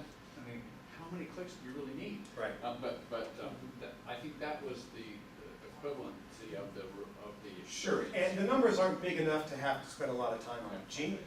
Under range of services, there are 3 responses out of the 21. Yes. Does that mean that 18 did not value our range of services? What it means is those 18 did not identify it as a key strength. It doesn't mean that it's a weakness. It means that it did not surface as a key strength. So essentially the value most are what they identified as strengths. And just to note, this is not a lead, this isn't a check the box. This is open-ended data. People type. It's spontaneously out of Yeah. your mind, out of your heart. It's open-ended essay response. So it's not. Yeah, if we were doing like a click on the box, we could say maybe we missed the, Yeah, exactly. It's not multiple choice. No, It's not multiple no, choice. we That makes wanted, a we wanted to difference. hear people really spontaneously out, you know, what do they feel? And that's why it did take some time for the culminate, or, you know, Pulling that out. pulling this out. it takes a human to tabulate. It's all right here, you can read the responses, but he and his team have tabulated it Yeah. for us. We have pretty darn good quality control in our voice of the customer. Voice of the customer is open-ended. We tabulate, we have 3 different people tabulate. And if they are way off from each other, then we tabulate again as a team. Yes, Gene? Well, just to note that want improved OBGYN would be speaking to the range of services. Sure. But I don't see a listing that says we want the range of services improved. But that's an example of one That's a service. specific service. Specific. And this is a specific department. And this is about a specific experience. But I will share with you that these are all under 10% of a small sample. So what I try to do is separate signal from noise and everything that we do. And I try to help my clients really fixate on the signal. And so with this small of a sample, this is signal. This is noise. But more specialists is significant. Yeah, would add. Yeah, And would it's a much higher number. It's higher than the other 2, It's higher than everything up there other except than for this. location. Yeah. Yeah. Well, yeah, that's So- so telemedicine is going to interface with more specialists. Yeah, possibly. I don't know what level of understanding the community has in terms of telemedicine and advances in technology. I didn't want to do any deeper dive than just that. But it is helpful, and again, you can read the full report. You don't need to read, I mean, this is like, because of the database, it's like 30 pages. If we had done this survey just like this 2 years ago, I would think that location would not come up there. So I am glad to see that there's one. And it's organic. Yeah. It came up organically, it was not a We choice. didn't ask them if they liked location. No. They just said, Yeah. I disagree with that point because I think what we're pitching to the people is the best care is near home. This is home. So if we had done this survey when we had the old hospital, I think location would have been a strong response again. And maybe it would have showed up more as a weakness than as a strength, possibly.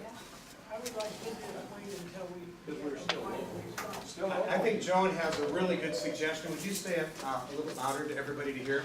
We need to wait until we get a wider response, and I don't know how that's already happened. It's actually happening right now as we speak. I think that's a really pragmatic suggestion to move on to the next. So if we go ahead and click out of that. Those who live in the lower district or a part of the Excellent. district. Okay, so our last part of analysis, and by the way, we're right back on time. We're going to take a short break in 6 minutes. Rarely do the breaks land right on time. You guys are good. I think it's more about you than me. So let's just look at the high level of SWOT. I went through and just did a quick tabulation today. The dominant strengths of everybody. By the way, was all of these folks? It was this group and it was our management team. Got it. Great. Great. So out of all of that, the dominant strengths, high quality staff, high quality care, and we have a solid infrastructure. They were talking about technology and facility. Identifying our infrastructure is a strength. Dominant weakness, capacity in terms of our size, in terms of our range of services. Those are the two things that came out under the capacity. And lack of community engagement was the next biggest thing. And in third place was our financial condition. One person identified it as debt, you know, but a lot of people talked about financial resources and strains and things like that.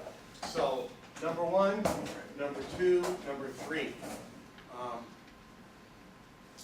So these are areas within our control. Opportunities, the dominant themes is we could, and again, this is more strategy than things we can't control. Doesn't matter, it's really good stuff. Increased collaboration, partnerships was one group, and increasing our promotion.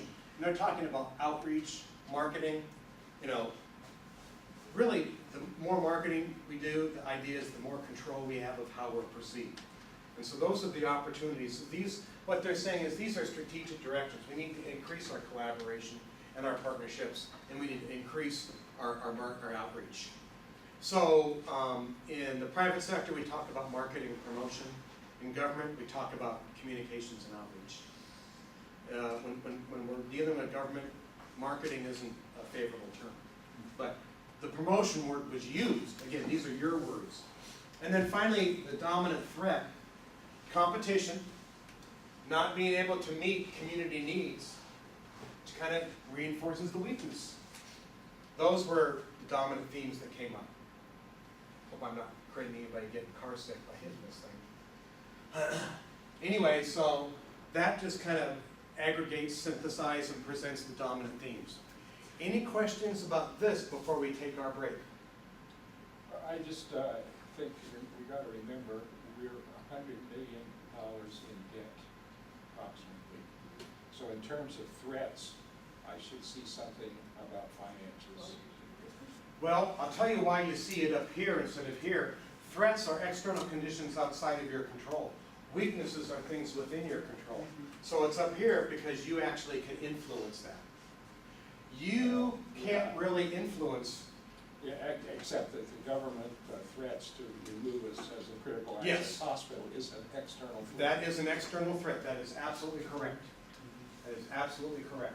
That should also fall under competition. Pardon me? That it would also fall under competition. We're competing with other Yes, hospitals and absolutely. other, you know. You're competing in the public mind. You're competing in the government's mind. You're competing. So that's where Scarce that- dollars. That's Yeah, overall. Absolutely. Okay, any other comments or questions of our review before we take a break? And when we get back together, I'll prime our next exercise. I would just comment that is a lot of data, and your summary got us through all that, and I'm actually surprised how quickly we consume so much information. Thank you. Well, thank you, and that's the whole point about separating signal from noise.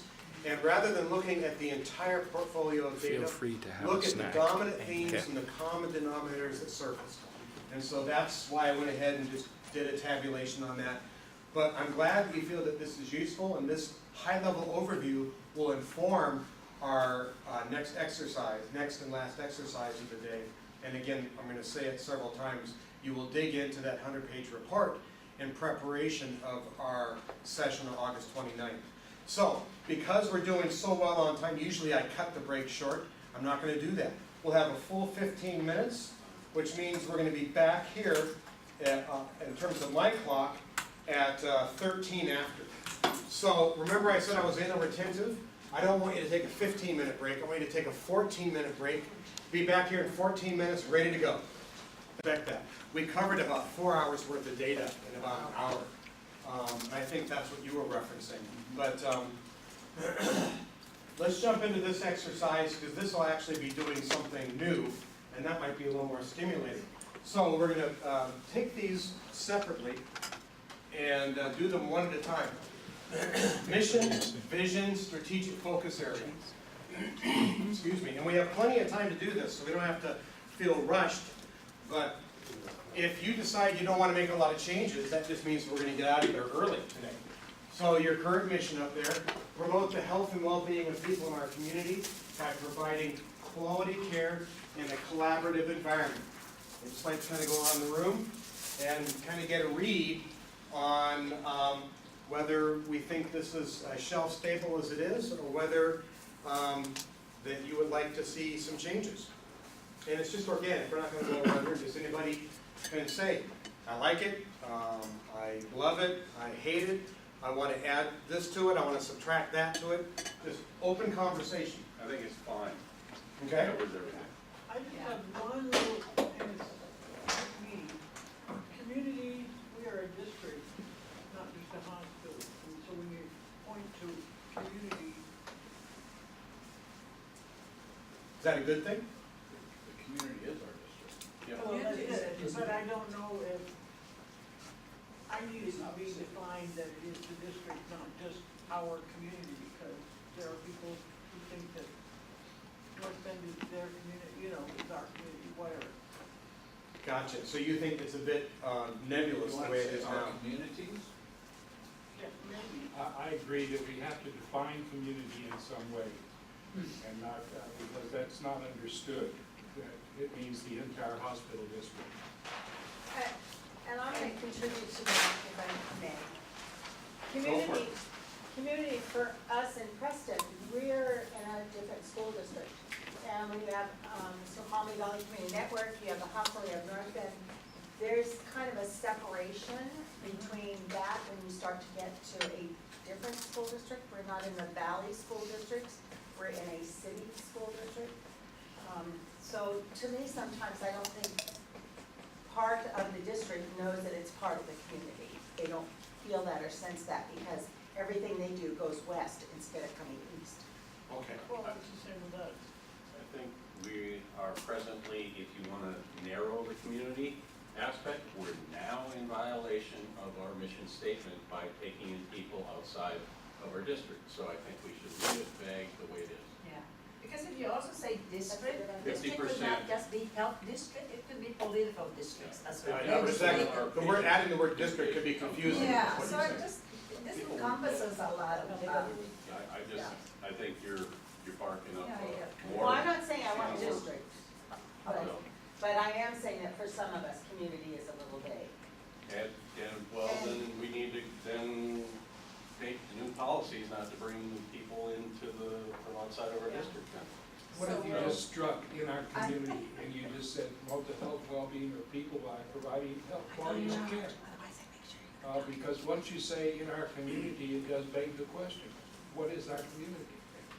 So I was one of the few people who was here when we actually did this, and so we did exactly that too, because we said, wow, that has a different meaning depending on what part of the organization and what time you're looking at.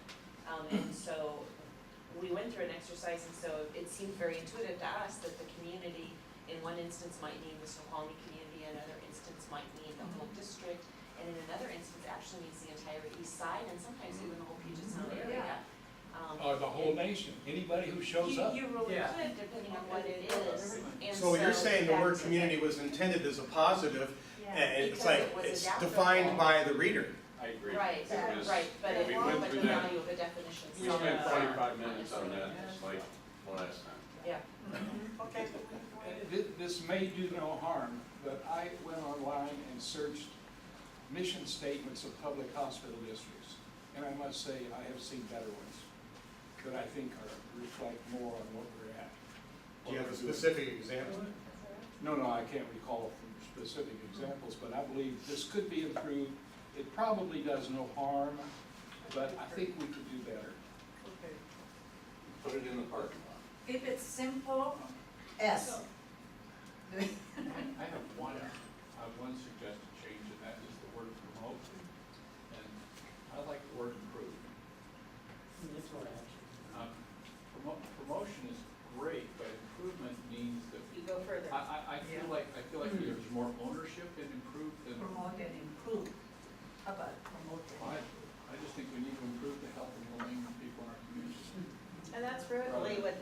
what CARE Act is calling us to do, isn't it? But when we're doing marketing, that word promote, you know, promote and improve would be a good say.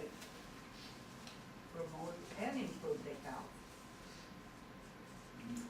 I'm good with either one of those changes, so it doesn't bother me, either one. I think To do it, to just use the improve or to say improve and promote. Yeah, either one is fine with me. I'm okay They with both have positive connotations. Yeah, they do. They were promoting wellness. And I like the promote too, because It's that marketing. conjures up the idea of working with others.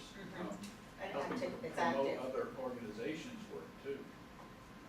I think when we went back, looking back, if I recall, the reason why we used promote was to try and work with other organizations to promote our Sure. services. Totally makes Yeah, sense. marketing. Collaboration, So partnership, that makes is- very good sense. That is why we use the word promote. Well, I had mentioned before that this meets all the standards of a well-designed statement. Doesn't mean that everybody has to love it, but it's only 18 words. Webster considers any word with a hyphen as one word.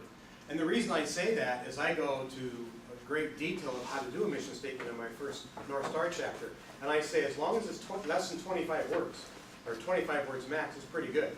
So saying improve and promote, We're still there. you're still there in all the best practices. I will share this observation. I wrote down things and I put hash marks next to how many times people have said things, just because it's part of the nominal group technique. I will share that when improve came up, there was a shift in energy, a positive shift. And then somebody said, change, improve to promote. And then I think it was Emma that said use both. Yeah. And when she said that, there was just the energy, there was an energy of consensus. So I think that you made a strong improvement. I'm seeing everybody kind of nod in their heads. Yes? I wasn't clear. Is part of our task to rewrite a mission statement? No. The task is to affirm and or revise each of these three things. The idea is not to start from scratch. No, that wasn't designed. And I had mentioned earlier, if we actually started from scratch with all three instruments, that alone is a half-day retreat. And so the idea was not to assume that it's broken, but to talk about, do we affirm it or do we improve it? And you just improved it to where it now would read, improve and promote the health and well-being of people in our community by providing quality care in a collaborative environment. There is a lot of positive stuff in there. So let's just do a quick thumbs, because people are putting their thumbs up already. I'd like everybody to vote. Thumbs up, love it. Thumbs sideways, don't love it, but I can live with it. Thumbs down, can't live with it. Yeah, 1, 2, 3, 4. I got all thumbs up and one thumbs down. I'm afraid that you are a very, pardon me? Outvoted. Yeah, I'm voted by a I'm significant. still troubled by that in our community. Are you? Yeah, Okay. I'm troubled by that. Well, I tell you what, the only reason that I'm going to move on is because it was literally 90 to 10. And remember I said, if I've got, close to half or even half down, I said we stop. But when we have all but one of these, and I agree with Jean, I mean, if you wanted to dedicate time, research, hours into changing, you could. I personally don't know that there would be a cost benefit to that. And I know that this group isn't going to tolerate that now, right, David? Based on this, I didn't even have any of these. And secretly, I saw Val under the table going like that. I'm kidding. She did. But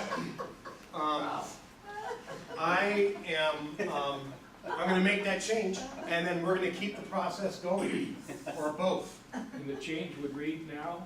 The new mission statement that we're going to be using is improve and promote the health and well-being of people in our community by providing quality care in a collaborative environment. How about promote and improve? I know that sounds like splitting hairs, but I think it reads better. Well, let's ask the question. So we've got two different ways. I'm going to ask everybody to just vote once. But we already voted. You did.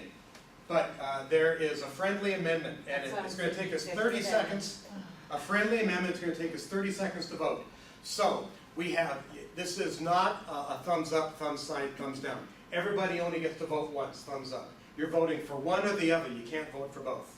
So, we are gonna compare promote and improve to improve and promote. So, show of thumbs, who prefers promote and approve? 2, 3, 4, 5. Well, that friendly amendment just passed. Thank you. We didn't denigrate, it was a friendly amendment. That is an example of functional politics. That was very impressive. No, I'm serious. I have heard all these horror stories about what's been going on here, and I heard them from you. I haven't heard them from the outside world. I heard them from you. And I'm not experiencing it that way. I'm experiencing a very functional and affable and sharp group. So the agree to change. Is that 5 out of 9? Yeah, that's a majority. So there's 5 of us that voted, No, correct? no, there's 9 of you voting. Yeah, The staff is. Yeah, the staff is voting at a peer level with these sessions. Yeah. okay. The strategic plan needs to be owned by all of us. I know, but I was saying, I know, but there's 9 of us there, so 5 out of 9, so 5 voted and. That's a majority. Yeah, a majority voted for promote over approve. And since I already had a majority, there was no need to call the other 4. Does that make sense? Yes, yes, yes. Okay. Right. And I could kind of use David's language before. It's not a liability. Either way, it's not a liability. Yeah. Okay, nice work. Let's move on to vision. Our current vision statement. We will safeguard the health of our community. Now, I would just share some best practices. I'm not going to give you language because that's your job. This is stating as something that you aspire to, which is about half the vision statements out there. The other half, and so I'm not advocating either way, actually articulates a vision as it already happened. Other words, it's stating Something we are doing. something that you are doing or already did. It's like, we safeguarded, we safeguarded the health in our community. That's just an example. It doesn't mean anything. I'm just saying you can do it in different ways. Pardon me? We are safe. We are, stating it as the positive as opposed to the passive. Okay, well, don't vote It's for a it. vision, though, it's supposed to look to the future, so I I'm agree. taking it just fine. Yeah, so, I think this is a status quo statement, safeguarding the health. This is actually in contradiction to improving the health of our community. I would like to say, if we're just going to change one word, is we will enhance the health of our community rather than safeguard, which is status quo. because you think it's a little bit better aligned to the mission. Yes. Okay. I don't either. Let me get some, I want to track some notes here. You wanna help me?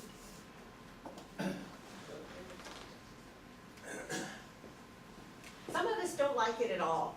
We just, Well, and we're gonna get into a deeper conversation here. huh? Yeah, Steph did say something. The word safeguard seems passive to me. I like the word protect. That's, I think Gene has. Status quo. Yeah, Yeah. yeah. We gotta do more than safeguard what we have. We've gotta improve. And if we Yeah, don't, it's we're not gonna happening. fail It's under the passive. Affordable Yeah. Care Act. That's what. We will ration the health of our. Oh, good, Jim. Whoa, Oh, you were How was- bringing a death penalty. ACA. I'm curious, you made a point that you don't like it at all. I'm just wondering how many people feel that way. In other words, that you're open to doing something brand new. You can only vote once, thumbs up whether you don't like it. 1, 2, 3, 4, 5. So it's unanimous, we don't like it. Do we want to work and improve it, or do you want to start from scratch? Because I can facilitate either way. Want to start from scratch? Great. You know what? Do you wanna? I actually prepared for this. I've done a lot of, I'm going to show you something that's a really cool technique that will take a 2-hour visioning process down to 45 minutes, Now, from scratch. we also have someone that has an idea what they'd like it to You say. had an idea too, right? Yeah. Oh, we got two, we got people. You two. a couple, Well, I tell you what, okay. let me show you the exercise. I actually have it farther in the deck, because I didn't assume. Let me just show you this really quick. This is a vision exercise. It's called Headlines. What we do is we brainstorm headlines 10 years out into a vision.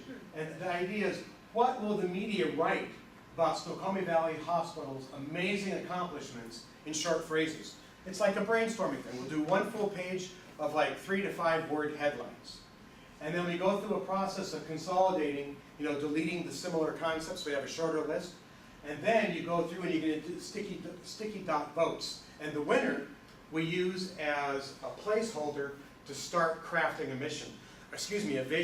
That way you're not just throwing up arbitrary ideas. However, I want to hear some arbitrary ideas because it may mean that we don't need to do this exercise.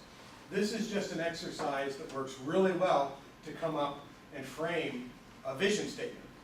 Well, I'm suspicious that these are not arbitrary, but been Well, planned out. I'd like to hear by them. the I think everybody individuals. would.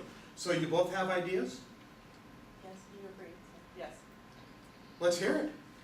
Ours is simple, we will have a healthy community. Okay? That meets all the criteria of best practice vision. We will have a healthy community. You have one too? Mine is not a vision, I'll just say right now, it's not a vision statement because it's too long. Okay? But it captures concepts, I think, important to just me. Okay, so Not let the me vision get, of our future. Kim, would you please give me yours again real quick? We will have a healthy community.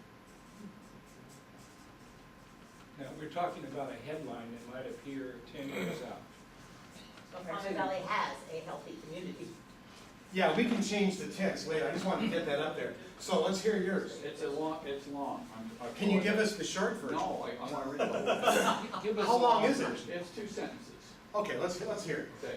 We will thrive financially to give ourselves the freedom to dream, plan, and respond. In so doing, we will direct our energies to create highly satisfied patient experiences, improve the health of our communities, and create a highly satisfying workplace for providers and staff. Okay, I got all the way through dream. I know. Give it to I me, know. but no, I know, you wanted everybody to So- hear the whole thought. Right, so what it is it's financial strength that then leads to some really important activity or outcomes. Financial strength that allows us to have great patient experiences, a healthy community, and a satisfying workplace. Okay, so I got through dream. Give it to me in pieces to finish so we can have it on Dream, paper. plan, and respond. And And that's the end of that first that's sentence? the end of that first sentence. Give me the second sentence. In so doing, The goal is. we will direct our energies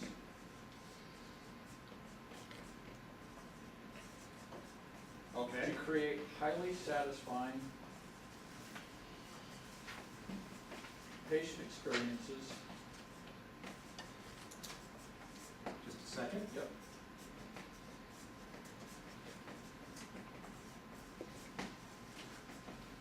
Okay. Improve the health of our community.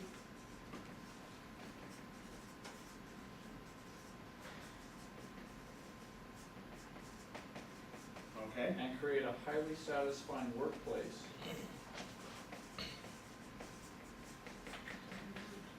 I know.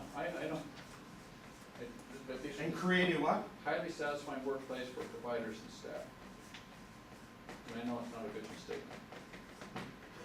Highly satisfying. So it's, All my comments, I just take off. and I've struggled with Tom, highly satisfying what? workplace for providers and staff. So, But- this feels like a philosophy statement, which I think has, but it's, I think it has a place. Okay, thank you. These were, thank you. These are concepts that were so important to me that but I didn't know where to land them, so I threw them in here at this point. I have an idea, because I've actually been through this process before. Alright. And what we did is we called it a value statement, and then we took those 3 things and put them bullets under the opening statement. In other words, what I'm saying is you could have this as a value statement and still keep a vision. Because you're right, that these have to do, these are aspirational, which is in fact the purpose of a vision statement. Right. But If all this does is serve as a backdrop for some concepts as we think about a new vision statement, I'm happy with that. It doesn't have to live. I would like to hear from some other people about what you've crafted here. Gene? Must I respond to that, or can I present my own idea? You can present, well, I tell you what, let's present your own idea, and then we'll respond to all the ideas. Okay, all right, I keep focusing on brainstorm headlines. What would we like to see in the newspaper? And what I've come up with is Valley residents healthier from hospital initiatives and leadership. Let me get that up there. Say that again, please, Jim. Valley residents healthier from hospital initiatives and leadership.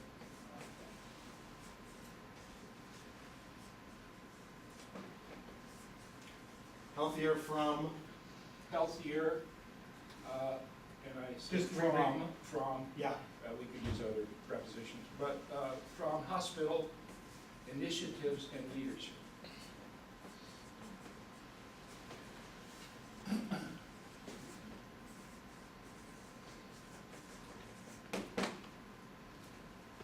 so I'm gonna put all of these together. And then I'd like to go around the room and get people's thoughts and comments. I'm gonna do a little bit of hash marking here. Need to make sure that everybody can see what we've got going here.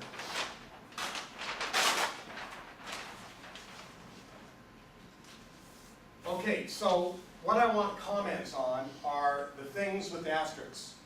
I've done asterisks, I've separated asterisks between bullets. So, I'd like to go around the room and have anybody comment that wants to on preferences or suggestions. So, under review, and by the way, if we don't really come to a consensus, that's fine, then we'll run the headlines exercise. And that will actually lead us to a nominal group effect. We will have a healthy community, or we have, however, whatever the tense is, but that's the thought. And I don't want to, in this, just start wordsmithing stuff. I just want conceptually what you think. Next, we will thrive financially to dream, plan, and respond. In so doing, we will direct our energies to create highly satisfied patient experiences, improve the health of our community, and create a highly satisfying workplace.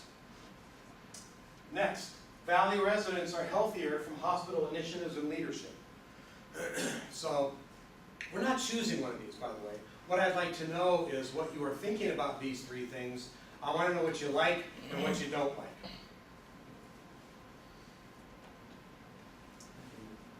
Yeah, go ahead, Steve. The have a healthy community is really simple and kind of encompasses an outcome of what the second one is if I wake up at 2 in the morning and say, okay, what are the pieces we need to do to run this place successfully? Well, we gotta thrive financially.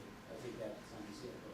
So, and then we need to be visible in the community, satisfy patients, and have a good workforce. So Tom, yours is kind of It's more operational. an operational, but it's how we get there. But and that's what I was gonna say about my own, I was gonna raise my set, I don't like this as a vision. I like it as a means to get to the vision. And, It's how we get there. That's what I thought, the word goals is Goals. exactly what's in my mind. and Gene's is, that's the headline I wanna see. I love that. Yeah, I love that headline. So, and it shows that, okay, gee, we kinda did that stuff. Yeah. Yeah. Well, and that's what the headlines exercise is designed to do. Typically, there are 3 or 4 words, and this would be the result. You know, after you pick one, then you frame it, because this is a complete thought. So let me unpack that, and then we'll continue going around the room. Somebody said their goals. It's kind of interesting. I'm going to circle the goals. Thrive financially. Highly satisfied patient experiences. Improve the health of the community. Highly satisfying workforce. So we have these 3 goals here. 4. I'm sorry, 4. Yeah, I've actually underlined 4 things. 3 There you and go. 4. There's thriving financially, we create highly satisfying patient experiences, we improve the health of our community, and we create a highly satisfying workplace. You actually could create that into 4 core value statements. That's why I said these are more values. And it's not uncommon that you see mission, vision, values in the same document. So this could be driving us towards a vision, or it could literally create your core values. And also inform our strategic pathways. Oh, absolutely. Well, that's why you do mission, vision, values before you develop strategy. I would like to see the word patient safety, protect patient safety and deliver quality care, That would be as well as thrive financially, so those would be We've got thriving financially up here, but the ad thing is patient safety. patient safety, that's one of our. I would say patient well-being, because then it's not just their safety, but we make them well. It's everything. When they feel safe, they Well, are well. and that also includes mental health, what Ariel suggested. Well-being can include mental health. I think that should be linked to Tom Parker's list of goals myself, is the safety business. You know, we have a satisfied workforce, patient population, we have safe patients or safe But if you are- work practices. So, If I'm you gonna feel touch safe- on a few folks I haven't heard from. I haven't heard from Jay, I haven't heard from Dave or Joan. I don't think, well, we've got some of your thinking up there already. So I'd like to hear from some people. You are just too damn verbose. We can't even get a word in edgewise around you, Jay. Except the digs. There's been many of these. I would really like to hear Well, your unbiased opinions here. You know, I think the vision statement should be succinct, short, and kind of like what David said, you know, aspirational. Those are all best practices. Yeah. You're not gonna have any facilitator or an expert planner disagree with that. Yeah. Excellent. David, do you have anything else you want to chime in on this? This is like the 3rd time I've gone through this. And so, It's too bad you haven't gotten it right yet. Well, no, when I say you, I mean you collectively. I'm not picking on him, No, it's not. I'm picking on you. See, the enemy that is me. Yeah. That's right. Us newbies I don't know have to. what people, I like to get things done, and I like to really Yeah. And you like them to happen getting fast. things done than, you know, seeing words shifted around when we all have the same goals in reality here. We all do. It's not nothing, I mean, It's just how we say it. yeah, you know, I'd rather not waste so much time on changing things and doing things. Let's get to what we really, really need to do here. And that's how I feel. Gotcha. Although, I remember that when we talked about changing the vision statement, you were one of the thumbs up. I thought it was just gonna be one word. Be done with it and boom, let's Got go. it. 1 second, Gene, I've heard from you several times. I'm gonna go around the room. I'm gonna put you Sure. on hold just for a second. Joan, how do you chime in about this? Well, I agree that Tom's should be a plan or whatever. Or a set of core values? Yeah, core values. I like that we will have a healthy community because it's a vision of what will be. And that's what vision means to me. Okay. Although that just seems too detached from us, our organization. You know, that could be dependent on so many other variables that we, Have no control of. yeah. Sure, and I will share that, that's accurate, but I will share this, is that we do not hold vision statements to accuracy like we do mission statements.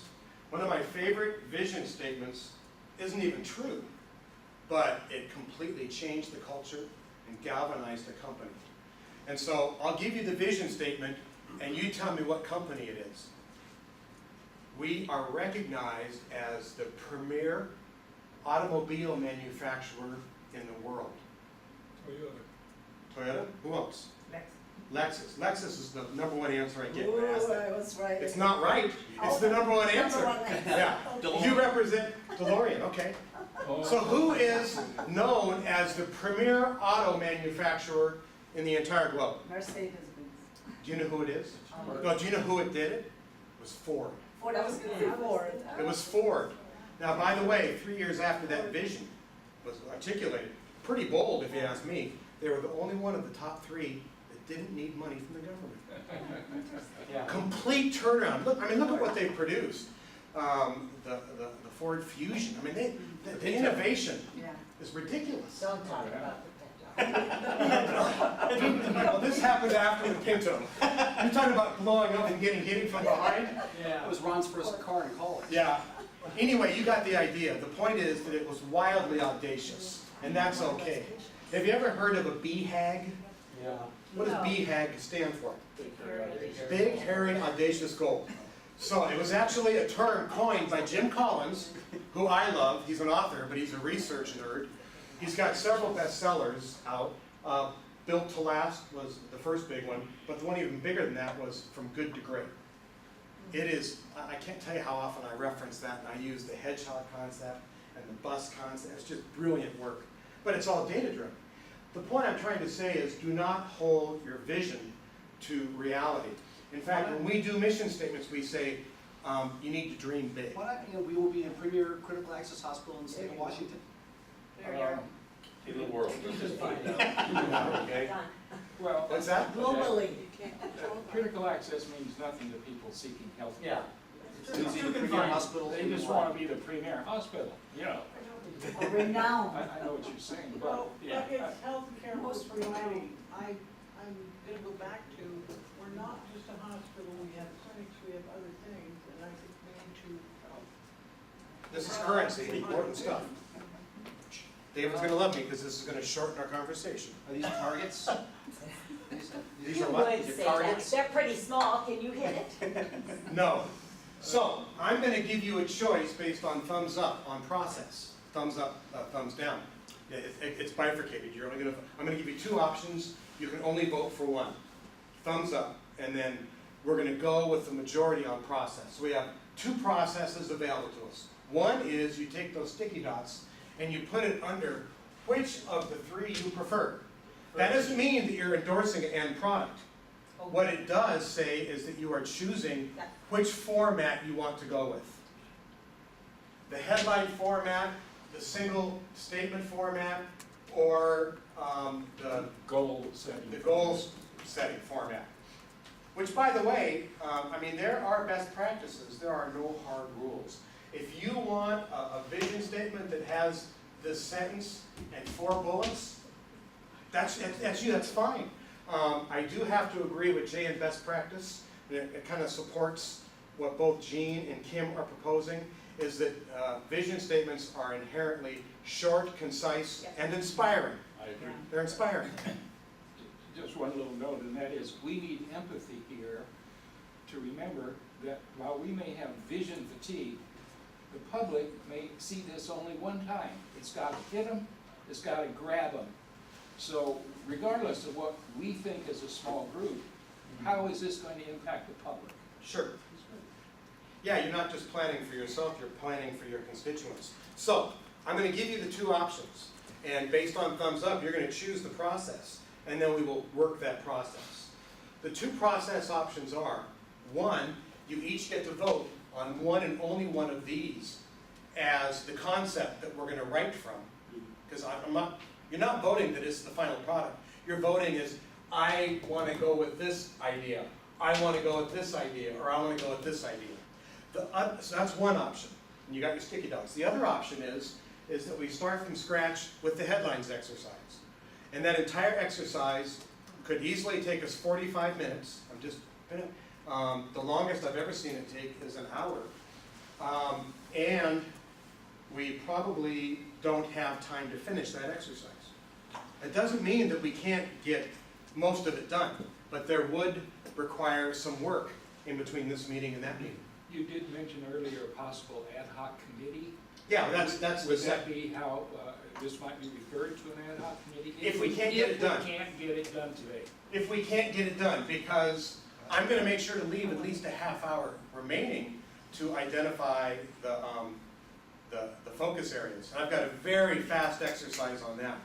So, are you clear on what you're voting on? You get to vote on one. One process is voting on which of these three concepts, ideas that you like best. And the two is throwing it all away, starting from scratch. So, you can only vote for one. The first option, doing sticky dots. Thumbs up. How many people want to do the sticky dots? Well, it's majority, it's 100%. Done deal. So, this is the option. By the way, this is the faster version. You're going to vote directly underneath the one that you're choosing, and we're going to go from left to right. I don't want to see a bunch of dots swirling around here. I won't know what to attribute it to. So if you're voting here, we start here and go underneath. If we're voting here, start here and go from left to right. If we're voting here, after leadership, going from left to right. I want everybody to get up there and put their one dot down and take a seat as quickly as possible. There are no right or wrong votes. Vote independently. Vote what you think is most important. You're pretty funny. Jay is taking a whole list, a whole roll with you.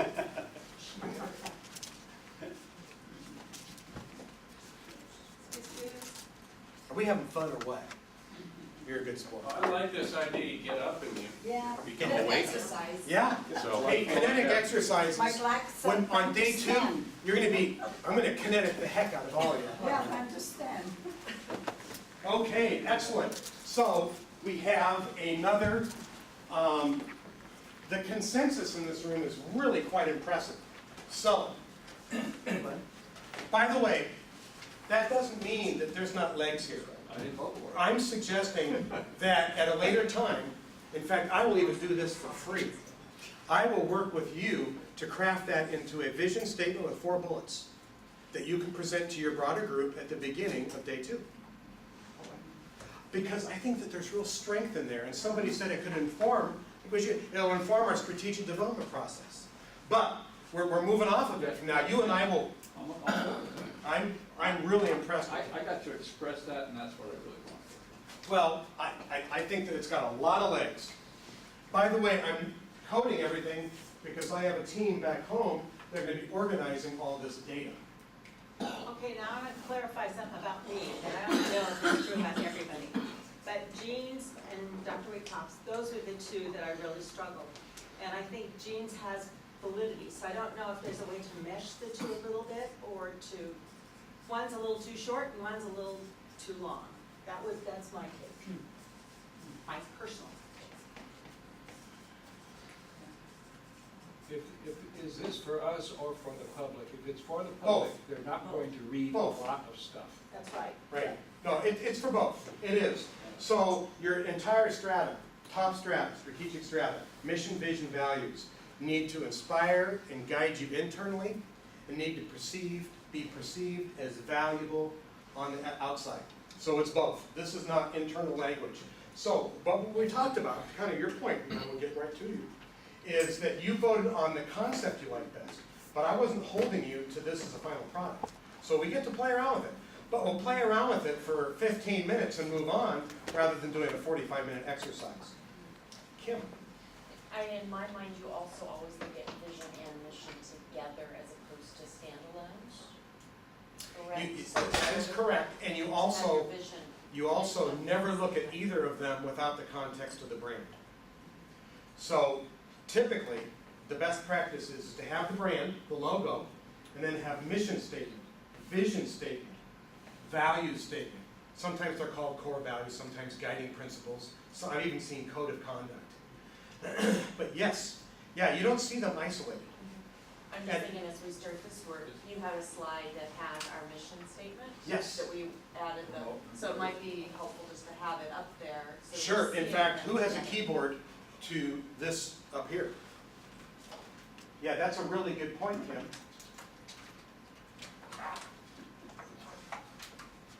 Okay, if you can type, I would like you to put after promote and improve.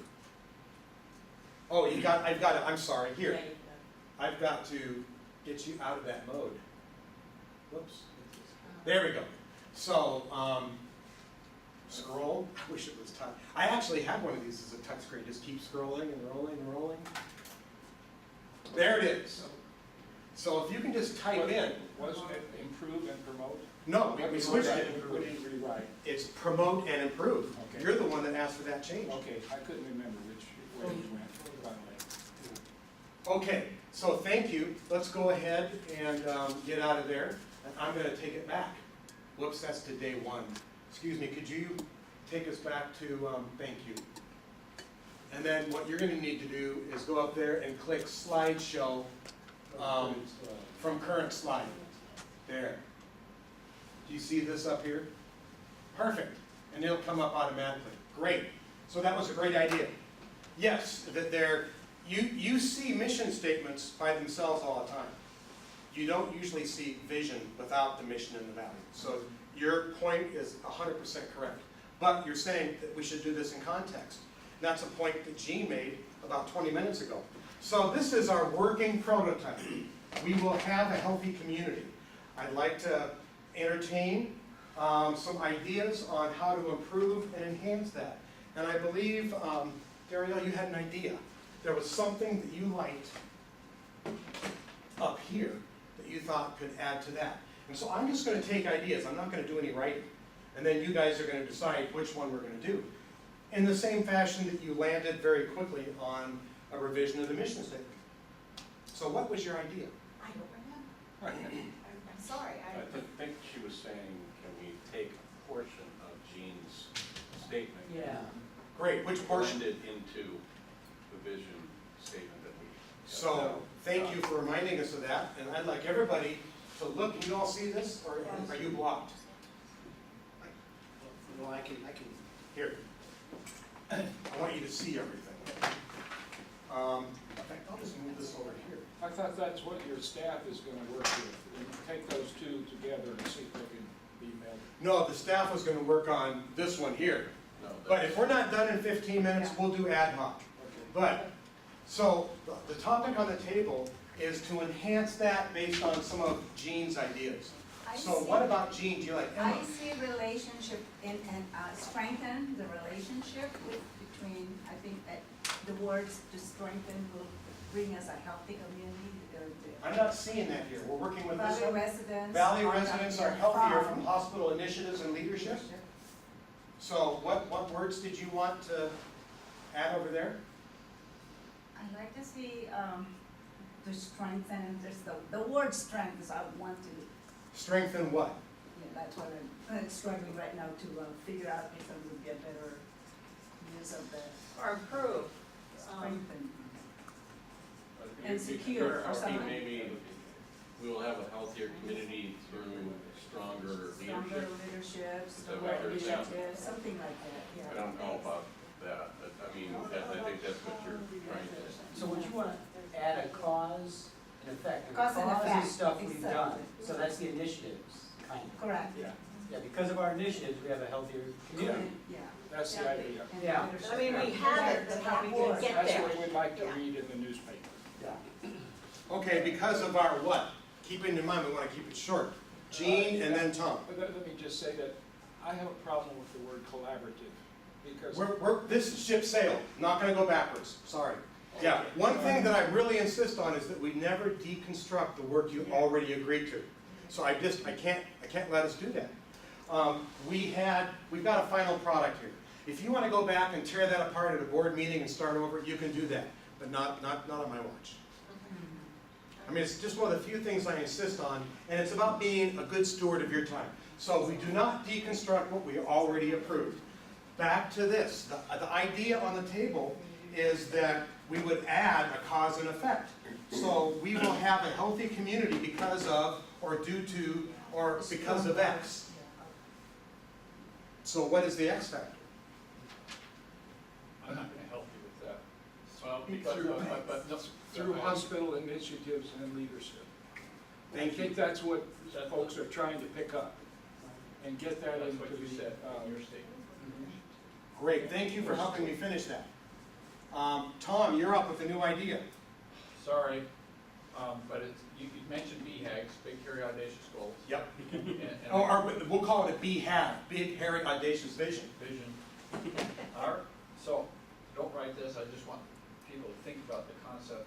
our community will be the healthiest place to live in the country. How does that make you feel? Are you scared of that? Does it inspire you? Sounds like propaganda. Like Chamber of Commerce stuff. I was thinking. It sounds like you and Alan Mullally would become best I was friends. thinking like your Ford example. That's a So good thing. What does That is, what that is. inspires people, you know? Say it again. Our community will be the healthiest place to live in the country. How about we'll strive to be? I think Actually, it's one thing- unrealistic to say we'll be the healthiest place in the country. One thing though is if it's, I'm trying to motivate.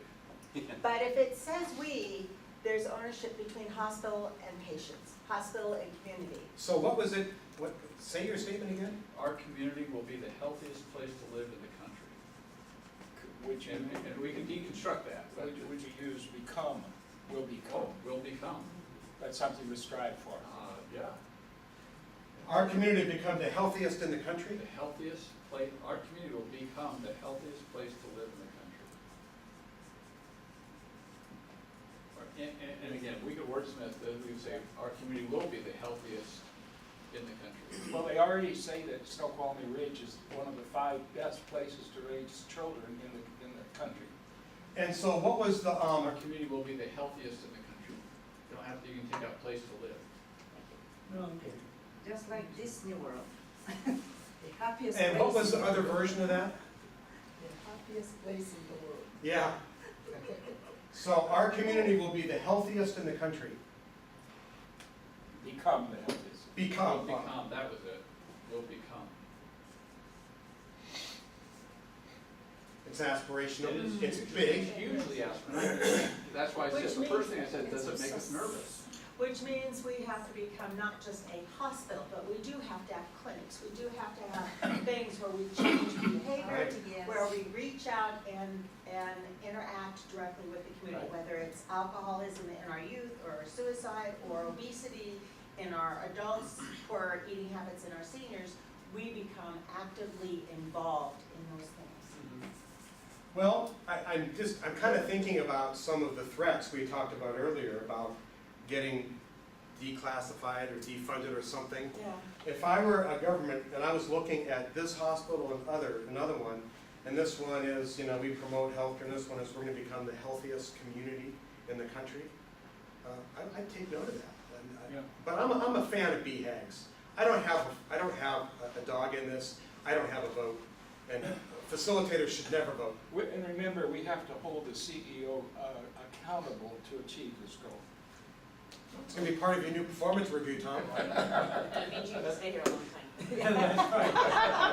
So the modification, We will be running tomorrow at 6 a.m. the modification that is proposed right now is our community will become the healthiest in the country.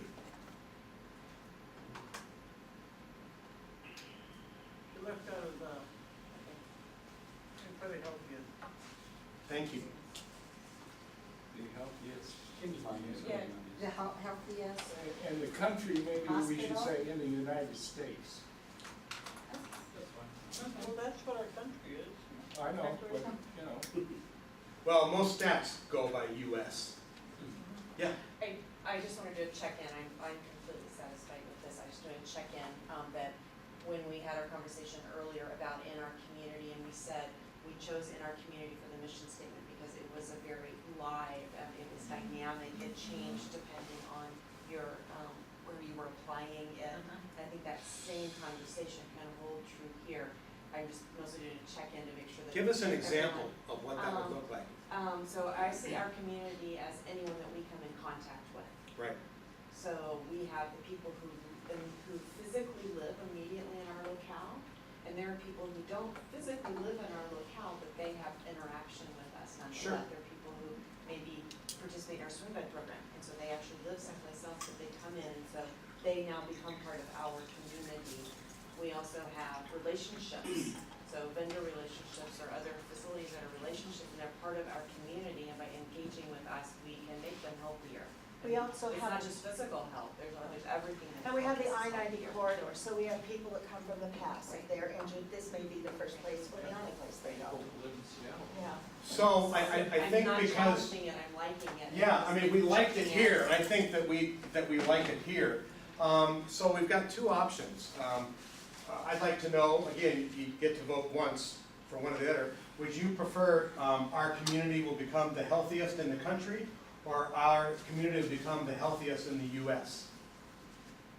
Those that prefer country over US, raise your hand. 1, 2, just so we can, 3, 4. Country's just easier. Yeah. Country's easier? Yeah. The country though can Country's be easier. misunderstood because we are in a rural environment and we may be implying among rural populations. Capitalized country. And so. Yeah, I think if we capitalize country, that won't happen. Okay, Yeah. Not only that, we've got some that's farming good, in- good. Yeah. And we got the mill pond that's gonna develop. We're not gonna be country very much longer. I like the capitalized country. Yeah. Yeah, that's good. It's a great statement. That achieves Are you it. guys okay to put a, I know David's okay, are you guys to put a fork in and move on? Would it Yes. be, would it Let's be move on. odd to do capital for community and capital for country? I think that's kind of cool, it's emphasis. On, I'm not grammatically correct, and I never will be. Doesn't have to be. I think it's a great idea. I don't think it has Yeah, I to be. think it's good. Yeah, I think that's a great idea. Yeah. Our community.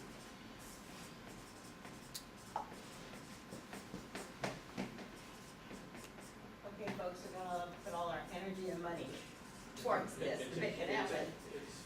It's bold. With that, the healthiest, with that there question, healthiest what? Healthiest. Healthiest. Healthiest. Healthiest hospital? People, So, help in the every country- people. I don't know, I'm just kind Another of. possibility is in the nation.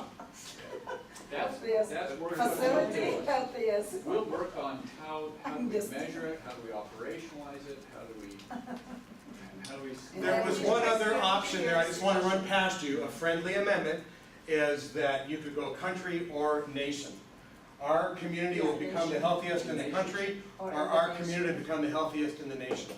I like nation. You like nation? It's more powerful. Yeah, it's cool. I- Hey, it's an election year, it feels good. Yeah.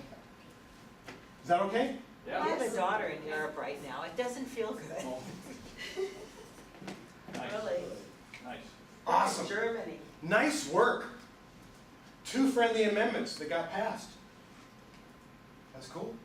Thanks for accepting it. Well, I didn't accept it, your colleagues did. My colleagues, thank my Yeah. colleagues for accepting it. Okay. Of course, I've accepted a lot of theirs too. I'm gonna put these together. Nice work, okay, and we're pacing perfectly on time. So we're gonna move to our last conversation. I'll be taking all this with me. And that is our strategic focus. Excuse me. So, the exact same process applies. We are not necessarily starting from the ground up, as we didn't do for the mission and the vision. These were the 4 strategic focus areas that you all developed, that most of you developed, in the 13-14 strategic plan. It is what is identified in the strategic plan. So having a strategic focus, I'm assuming this was professionally facilitated, because this is a really good framework. Having, 4 categories, you can have 3, you can have 5, whatever, you decide that. But having 4 categories that you develop, strategic priorities under it, it's like a guidance system. And so that's really outstanding. So I'm just opening it up for the conversation. Option 1, you got 3 options. Option 1 is affirm it as it is. Option 2 is change 1 or more. Option 3 is start from scratch. And I can facilitate anything. If we start from scratch, it may end up an ad hoc, because we have essentially 35 minutes left in this retreat before we do our wrap-up. And you know how inattentive I am. I just changed one matter, the finance. I would like to put that in the front, and it should be future financial stability. How about the word solvent? Or what about fiscal health? I think we need to look at the future. Let me capture one of these at a time. Say that again, David. Future financial stability. Without it, Nothing else matters. I like that. So you're talking about getting away from single word categories and creating I short think you're sentences? gonna have to, the rest of the categories are fine in my opinion, anyway, but, we have to be looking at the future What about finance. Well, viability? that could actually be the strategy work underneath it. Viability? So here's what I'm recommending, that you remain within the same genre. You either have 4 of them that are single words, or you have 4 of them that are 2 or 3 words or whatever, but keeping within the same genre is smart. Now, you can have your, like the top priority strategy dealing with all the words that you said. These are not goal statements. These are not strategic statements. They are merely labels that identify strategic focus areas. The work that gets into the detail, that defines what that category means, is what we'll get into on day 2. I'm not saying that you're wrong. We will do what you all want to do. I'm just saying, I don't recommend that you've got like 3 words here and 1 word there and 1 word there. So I got a lot of hands going up. I'm going to go Tom, Kim, Emma, and Jean. In our past plan, we actually we crafted statements to help people understand what were we talking about in these 4 categories. And I think to David's point, we want to make sure that we're capturing how important finance is in. Could you read the statement under finance? Well, yeah, I'm not sure it's the right, I mean. Well, I'm not saying it is, but I'd like a flavor for what you're talking So about. this definition says a healthy financial position is essential for the hospital, I'm paraphrasing, to fulfill its mission of providing quality care. Access to sufficient capital, positive cash flow, and positive operating margins allow the hospital to grow and thrive. And we could put some words in there. Like, So what I'm hearing you say is that if we stuck with the 1 words to accomplish what David is, maybe we'd have a 1-sentence descriptor under each of the 4 words. Yeah. We actually, Would that work for you? Fine, I just, Yeah. But you're also saying, I heard you say, is you want it to be the number 1. yes. Absolutely, right, based on my analysis for the last several years, No, that's where we need to go. you know, that Were it those is what I'm ranked in- seeing right now. Are they in order of? Well, that's what this is, the completion first, Yeah. which is in your little You book. can come if down got on one. this one. Yeah. So Okay, quality you'll was come first, down. finance was second, relationships and then growth. What? Point of clarification, Andrew. Just a second. It's the focus, it's the focus. Point of clarification? Is this for internal or external Everything. audiences? Yeah, a strategic plan is a public The reason document. is for an external audience, I don't like to put finance first. What do you mean? They put that up, totally up number 1 in the voting But- process for your constituents. But I agree with David that without the financial stability, everything else crumbles. Right. So it's critically important. It's just that for an external audience, I like to talk more about quality and growth, and reset, and actually expansion of services. Okay. That's another. Well, I can run an exercise that will allow you to all rank the 4. But I do want to get to some, we had a lot of hands up here. I want to make sure to get to everybody. We heard from you. Who, did you? Yes. So we've had these 4 focus areas I've for got the Emma last. and Jean too. Yes, we've had these 4 focus areas since at least 2012, and so as we've used them internally to organize ourselves, the quality, finance, and relationships actually are quite easy to use, and growth is clunky to use. It's like when we organize our meetings and our planning and what have you, this is my experience. I agree with that. And so the growth becomes clunky in it because it's been clunky because underneath it comes things about quality, things about relationships, and things about finance. Whereas the other 3 are much easier to stand alone. And then as I look at the statement that Tom suggested to us, the quality, finance, and relationships really live in those 4. You know, thrive financially, have satisfying patient experiences, that's quality, improve the health, that's of our community, that's relationships, and highly satisfying workplace is relationships. So my suggestion is bring it down to 3, and then add the descriptions underneath them, but keep them quality. Well, you just finance, listed 4 of them. relationships. No, to get rid of and growth. two of them. Oh, yeah, well, I wrote that down. So growth wasn't easy, but if you did these, you've got 4. You've got No, one on there's finance. two of them that actually fall into relationships. They do. Oh, well, I was actually, I went beyond that and dumped those words, and you've got one about thriving financially, another one about satisfied patients, which is about experienced relationship, another one about improving health, and then the last one about a great workplace. One thing that you're saying that I think is really important, and that is operationally, those other 3 are really easy to work within, and this all has to work operationally, except for the word growth. Correct, and though I like these as terms rather than these as the header term, Got it. because these are broader and they're easier to I agree. put things under them. We can find homes for both. These narrow just a little bit Got it. further. Yeah. So your suggestion, Both places, Great, got they it. can your find suggestion homes. is to leave it the way it is, but drop growth. Let me hear from some other folks. Did you have something, Joan? I know that Emma and Jean do. Well, I'm thinking about it. Okay, go ahead. I would just say, I think that I'm having trouble, like Dr. Wickup, with growth, because that goes in with whatever. But I don't know. Well, if you're good at I'm looking this, at our this, goals. and this, that will happen. Right. Yeah. It's, you know, a Yeah, difference right. between Yes, a and chicken and an egg. Yeah. I'm looking at the goals that we wrote, you know, adopt new technologies that root care and whatever, innovation and promote growth. That could all be happening in the other pieces of Yeah, it. that's a really good point. Emma, Um, what are you thinking?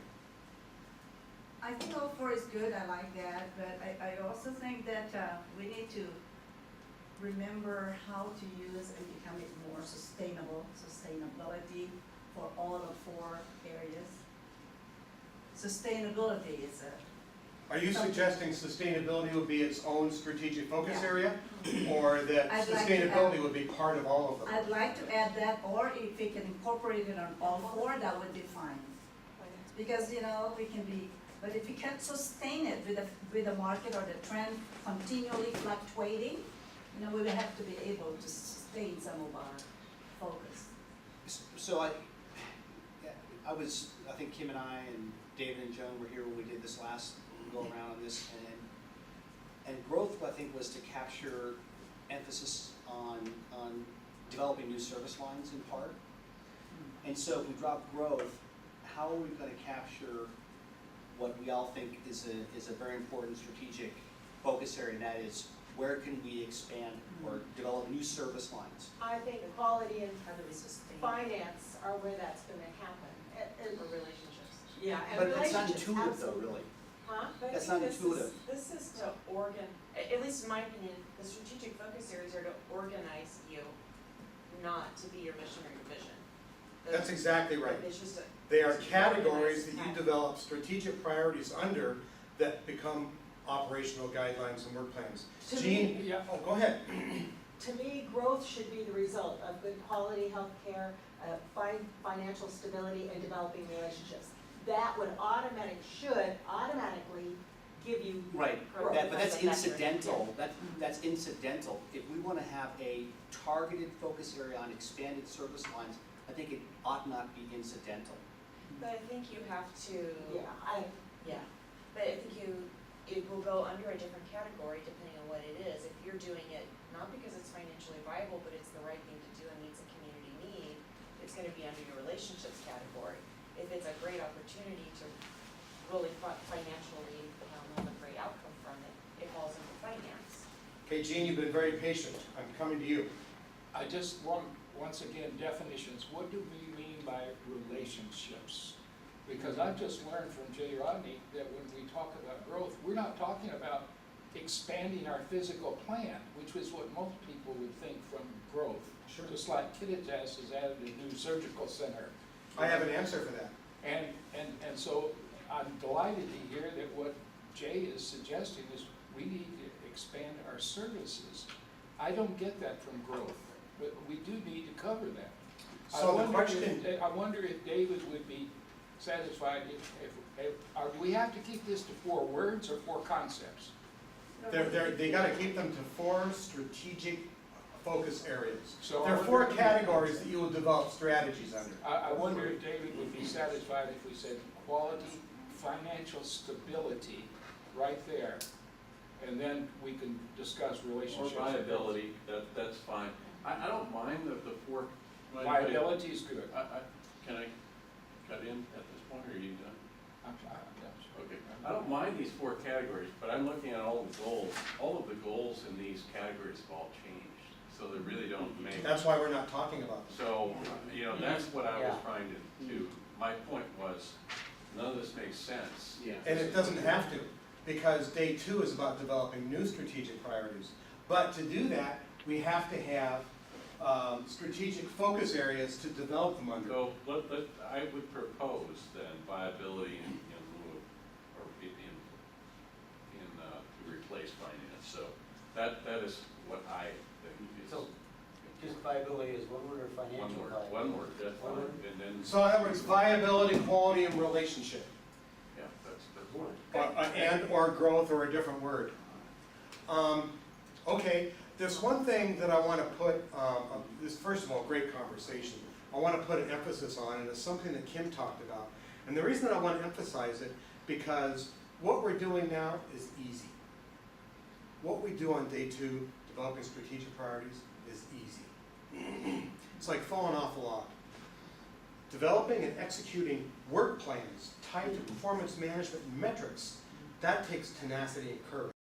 What we're doing is the easy part. Back to what you were saying, that operationally, the quality, financial relationship were easy to develop work plans and focus around, measurements around, and growth was kind of squishy and hard.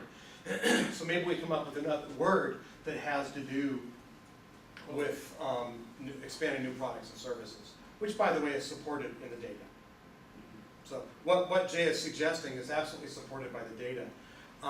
But whatever these 4 categories are, and if you want to change finance to viability, I think that is completely appropriate. But at the end, these 3, 4, or 5 have to work operationally. That's what objective categories, or what you're calling strategic focus areas, need to do. They need to be able to align functionally to how you get your work done. Maybe instead of growth, transformation or something. I don't know. Or maybe transformation is what if we're going to do single words.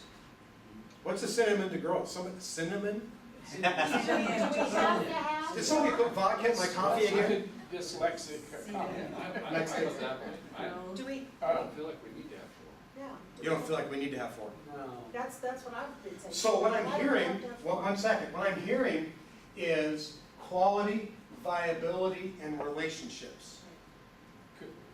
Do relationships include affiliation, partners? Could you define relationships so that I understand that better? Can you read the little short blurb under relationship? Relationships that may not get us there, but I think I'll just say my opinion. It certainly could. Yes, it does. Yeah. Here it says, building relationships is the foundation upon which rests our mission of providing quality healthcare in a collaborative environment. So it doesn't quite, I wouldn't try to draw that forward. I think we ought to talk about how relationships is about. Well, and that's what you'll talk about in the breakout teams. The Yeah. point is very well taken, though, is that there's internal relationships, there are strategic relationships, there are customer relationships, and that the relationship should be the big R relationship. It's just like the viability should be big. I mean, one of the key things under viability is going to be sustainability in terms of financial direction of And performance. quality's gonna affect viability, and Sure. relationships will. Everything's affect- interrelated, that's Yeah. It is. So what I'm hearing is that we go from 4 to 3, and I don't care what order it is, but that'll be easy to solve. Quality, viability, and relationship. Is that what I'm hearing? Because I'm seeing lots of nods, but I don't want to, I kind of want to go back to Jay's comment. Is developing new service lines a priority? Is it important to us? Absolutely. I think we should leave that growth. Well, or maybe a different word than growth. The Well, why different Because word. that's Or would it fall under one of those 3? See, I think it falls Yeah. under relationships and finance, both. we have to continually mature, we don't just, I think But if that's it's a priority, then I think you gotta spell it out. What word But- do we use instead of growth? It was It's just our Uh, organizational the expansion of tool, services. It's not our, it's But- not our tactics. No, but because Maturity. it's a standalone, there are gonna be work plans developed around that. But I. Specific work plans tied to metrics, tied to, It could be under finance and relationships, too. How do you define growth? There's growth financially in your finances. There's growth in the number of patients or the different services that we offer. There's growth in, we have Growth in clinics. footprint, Pardon? growth in footprint, Yeah. service, Yeah, service, if we get more service, are we gonna need to grow on this side? growth in strategic It's partners. also maturation. Yeah, yes. So growth can be in any of those. In fact, growth has to be in all three of those. If we don't grow all Right. three of those, we're gonna die. right, but I think if you're looking at what Andrew said, looking at, reviewing the community data, granted, it's only 21 responses, but once that grows, right now, there's a disconnect between our services and the community's needs, or what the community wants. Jay, it's also supported by the commissioner leadership data, Right. not yeah. just the community Yeah. data. And so there's a disconnect between what the community wants from us and what we are providing. And so something that is that critical, I would think you'd want to have it spelled out as its own specific focus area for strategic planning. To me. That growth- means keeping growth. Yeah. Or some words that Yeah, is Until we synonymous get a with growth. better word, I suppose. I have a suggestion right now. Dario just made a compelling presentation about how what you're talking about on growth could fall under those three categories. I'd like to give Jay an opportunity to give us a presentation on why growth should be standalone. And I think the best way to do that would be give specific strategic ideas, like you said, expand products and services. Well, yeah, again, I'm going to, what I saw was a disconnect between what we are providing, what the community wants. Mammography, OB, OBGYN, Mhm. And what the commissioners want in terms of public health.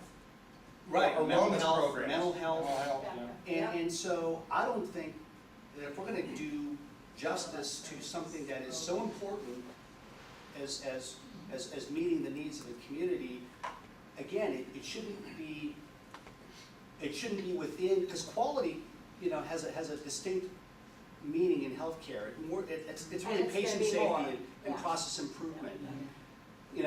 Viability or finance is about the physical health of the organization. Any service line development may be incidental. Finance might require cutting service lines, right? So I think that again, service line development or meeting the needs of the community still is incidental to each of those three things. You could make an argument that they fit within certain categories, but I think that something that's that important, again, that's the reason we exist, is doing an assessment of the needs of the community and tailoring our delivery of services to meet those needs. We ought to, See, I probably, Uh, you go ahead, I've already spoken once or Okay, twice. then, along those lines, Jay, what you're saying is a very specific type of growth. It's growth that fills those gaps versus growth for growth's sake. Right. I think his argument is that there needs to be a place for that in our strategic development process. Yeah. Right. Yeah, So- there does. So Yeah. to your point, Jay, you're saying intentional growth versus growth that comes from natural outcome of some of these other activities. yeah, and I don't even, I think growth might be the wrong word, maybe it's Well, relevancy. That's a better word. And see, what I was thinking of What's was, that? No, relevancy. back to our vision and our mission, and thinking about filling those gaps, healthier community, now lay on growth. How do we grow in order to accomplish those things? Mhm. I think relevancy is a much better word, because I think sometimes the community thinks we are a nursing home, Mhm. and that's what they think. They don't necessarily think swing bed. They Right. think a nursing home and rehab and that kind of stuff. What do you think, Gene? What do you think? I don't agree with relevancy, because you've got relationships, relevancy, it just sounds a little bit redundant. I prefer growth if we all understand what we're talking about. I do too, I think that growth should stand alone. What sounds to me, More definition. it sounds to me like we're circling back to David's original point, and that is that we need to have a description for each of these four. There we go. So what I'm gonna suggest, Definition. just we're running out of time, and this would be a parking lot issue, is that we go with is it viability or? Liability. Viability, quality, relationship, and growth. And then in the 5 weeks we have, we develop an ad hoc process to come up with one short descriptive sentence. So that when we actually do the strategic development, we know what we're doing. Yeah. Everything is defined. That works. Nitpicking is friendly amendment? Go for it. And that is. You've been great, go for I it. agree with David, this is the most important thing. But just in reading this, I still want to have quality listed as the first item and viability second. Hey, I tell you what, why don't we As a do this? psychological strategy. Why don't we do this? Why don't we, for right now, agree on the 4 and not necessarily agree on the order? Okay. Because the hard part isn't the order.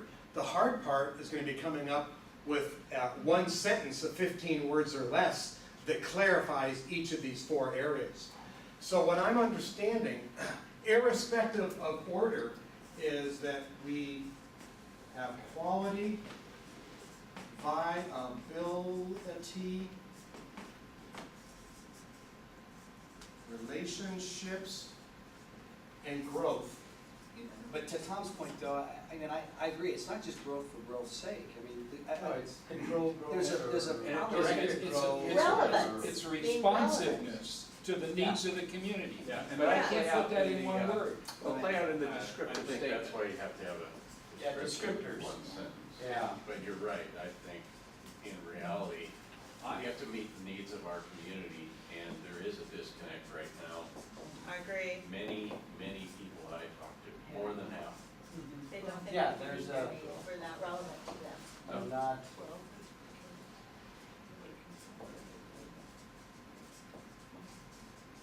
Okay, so we not only know what we're going to do, we've come to an agreement on this. We're going to have an assignment, which we will. Just a sense of consensus that you got from that? I thought we had I just consensus. wondered, we didn't vote, I was just wondering, we're all good? That's a great question. You guys good with this? Anybody object? I guess I heard silence. Yeah, I thought that we were okay on this, but if you weren't sure about that, then it's a good No, I'm enough just thing to checking double in. check. So let me put the 2 things up to make sure we know what we're okay on. Number 1, we're going to go with 4 categories in no particular order: quality, viability, relationships, and growth. And between now and the 29th, we're going to develop some form of an ad hoc process. And usually a good ad hoc process requires 3 people to develop a 1-sentence description for each of the 4 focus areas. And I would say, again, staying within the same genre, focus them in at like, 1 15-word sentence. So it's like, 1 sentence rather than a dissertation like those there. Well, I'm not, Not a poetry. It's okay, you get a PhD for that. that's 27. All right. And they're really long words, Kim. So those are the 2 things I guess we're asking for consensus. Thumbs up? Thumbs up? What am I thumbsing up? I got 100% of thumbs up. You got a thumbs up that everybody agreed that you were going to take on the responsibility of developing all the descriptions. There you go. No. Of course, there, yeah. No, we're agreeing on the 4 in no particular order, and that we're going to develop Yes. short descriptive sentences. I got it. Okay, so great. Then what we're going to do now is the wrap-up, and part of the wrap-up is putting teeth to this task. And you have to have 3 things for a task to have teeth. I can't talk. And this is fun though. You guys are getting work done. You have to define who does what by when. And I would suggest that we have this done 2 weeks before our next session. Give ourselves a little margin. Margin's power. So, let's, first of all, give yourselves a hand. This is a great talk. I'm serious. Have a little bit of enthusiasm here. I mean, you guys have had some really great conversations, and everything you've done has improved the product. And all of a sudden, we have a North Star. We have a little bit of work to do on the North Star, but we've got a North Star. And by the way, I will email all of this to you tomorrow, so we don't forget what we're committing to. So let's go ahead and wrap up day one. If we get out of here 5-10 minutes early, are you gonna be mad at me? No. Nobody ever has been, I just thought I'd check. No, Okay, We'll help you miss the traffic. so updates, closing remarks. Usually the next steps happen at the end of the last day. We're gonna do next steps right now, because we have to put together an action item to develop those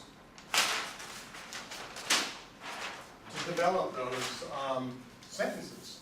So what I'm gonna say, instead of doing a brand new sheet, I'm gonna put it right here. Process. I mean, I've got an idea, but this is your meeting, not mine. I'd like to hear from you first, and if you want some ideas, I'm happy to share. So, we want to get this done in 3 weeks. 4 simple, short, concise, clarifying statements for each of those 4 words. Where did I put it? You know, there. So what's the process? What process would you suggest?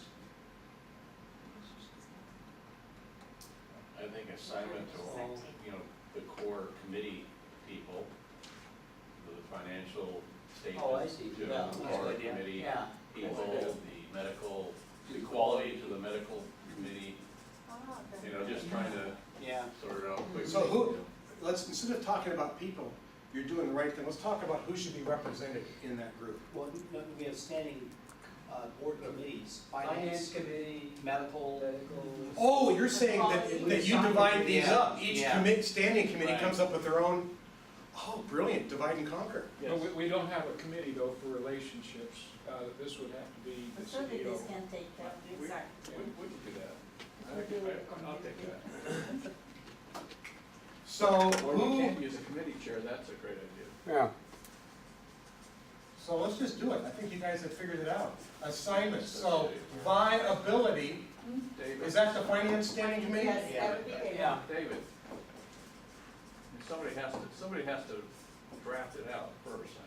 I go ahead. Quality, Medical. medical? We'll bounce it back and forth between Darren and I, and then we'll send it off to the staff. Relationships, Financial committee. Tom said he could do that. Exactly. Relationships is Exactly. Tom? Put exact. Exec. Yeah, and the last is growth? Jay. That's Jay. Sounds like facilities though. Should we do that Growth again? facility. Well, Is that a if you're facilities? talking about physical plan, but we're talking about expansion of Yeah. service programs. Programs, that's, Should we do that? Legislator can do that. What do you think, Tom? Is that? And by the way, the names I'm putting up here are not responsible for doing all the work. They're the champions to make sure that it gets done. All right. They need to tap other people.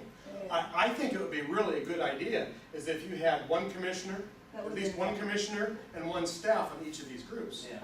I'm assuming your standing committees have staff Yes, liaisons. they do. Good. Yes. Because we want this to be a coordinated effort but it includes our leadership and our commissioners, because that'll produce a better product. So David is in charge of finance. Who's in charge of medical? Is that Kim? Yeah. And I'm gonna put Do you Tom. and I wanna work on growth? Sure. Well, now too, you have, in quality, you have, Joan, Joan. sits on quality. Do you wanna go ahead and fill out the entire committees right now? Well, I like the idea of the dyads, so, a dyad working on it, so you could have, under finance, you could have David and Steve, and with medical, you've got Joan and Kim, and under relationships, again, let's just give that to the executive team for now. Well, it'd be great though if you had a commissioner assigned to that, to work with you on that. You want that? Yeah. Okay, good, Daryl, And then excellent. Gene and I will take growth. I'm glad to work with Jay on that, but I think since we're talking about expansion of services, we've got to get medical involved with that also. You guys can start it, you can hand it off to us, because our committee is the farthest away. Pardon? Our committee meeting is Yeah, good the idea. farthest away of anybody's. Yeah. So we'll start. you start it, you Okay, can hand it to that's us. fine. So, let's identify a due date for first draft, for purview, and then a due date for final. And in between the first draft and the final is when all the iterative work has to happen. I think Emma wanted to work with me on viability. She's very. Emma? Yes. Is Viability? that right? Sure. Sure. Okay. I'm, I didn't want to I'm exclude. upset because you didn't include sustainability there, but that's okay. Well, if growth didn't make it, I was gonna suggest sustainability. What's that? But it didn't. I said if growth didn't make it cut, I would have suggested sustainability. Sustainability would have been, yeah. So what's the date for these groups to put together a first draft that gets sent to the whole group? 2 weeks? 10 days. And it's End of the okay. month. Yeah. Give me a date. We're not doing any committee meetings? Friday the 29th. Well, yeah, you gotta wait till you get All there. right, that's fine. 7/29? 7/29? So it's a week and a, Yeah. a week and a day. I didn't, We're I not, I just, thought I we were will doing tell it you. in committee meetings. No, we had a different idea, that's okay. But I was just using the committee. Well, how far in advance of meeting number 2 should we have done this? I'd like to see it done 2 weeks in advance, so we have Let's some. back date 2 weeks from People are there. So that'd be the middle of August. What's the middle of Friday in August? Okay. The 13th and the 20th. Oh, the 12th and the 19th. 12th would be about the middle, I think. Okay, you wanna do the 12th or 19th for the final? 12th is how far away? How about the 12th, we circulate it, and 19th we finalize? Well, I was suggesting you circulate it by the 29th and get input. I think that's a little unrealistic, but Well, I mean, circulate the first draft. How about 8/5 for the first draft? Is that too far away? That's better, I thought. That's a week from Friday. Yeah. That's Yeah, also. I mean, the So final 2 weeks draft- from tomorrow for the first draft. Second draft due on No, 8/19. that's more 29th. realistic. 8/19? That's I tell you what, each committee can do their own second draft. Yeah. Let's frame the beginning and the end. So, So the first draft is due no later than the 5th. The final product needs to be done by the 19th. It gives us 10 days margin. And does that include having circulated it? Oh, yeah. Final is final. I mean, you're All done. right, so that we circulate the first draft. Well, you can do whatever process you want. What I suggest is that each of these groups, and I think that there should be a statement that defines the criteria, so everybody's working from the same ground rules, so you end up with consistency in the statements. In other words, we don't want one statement at 11 words and another one at 31. I think that there need to be, I think your experience. I am happy to do Very that. How many helpful words? here. How many words is this? well, I'm gonna suggest 15, 20 max. 15 to 20 words. All right. If you end up at 14 or 21, nobody's gonna do, but if you don't establish some boundaries on the front end, Yeah. then you can go forever. Anyway, what I would recommend is that the groups, of course, need to get together well in advance of the 5th and come up with their first draft statement. And I would suggest that this would be a 30-minute meeting, that you do not take all day figuring this thing out. And I will, I'll have it to you tomorrow. Okay, that's no. And so then what I would suggest is that when each of the groups, hey, everybody. See you guys. Guys, we gotta bring you all together, Emma, so we can all agree on the process.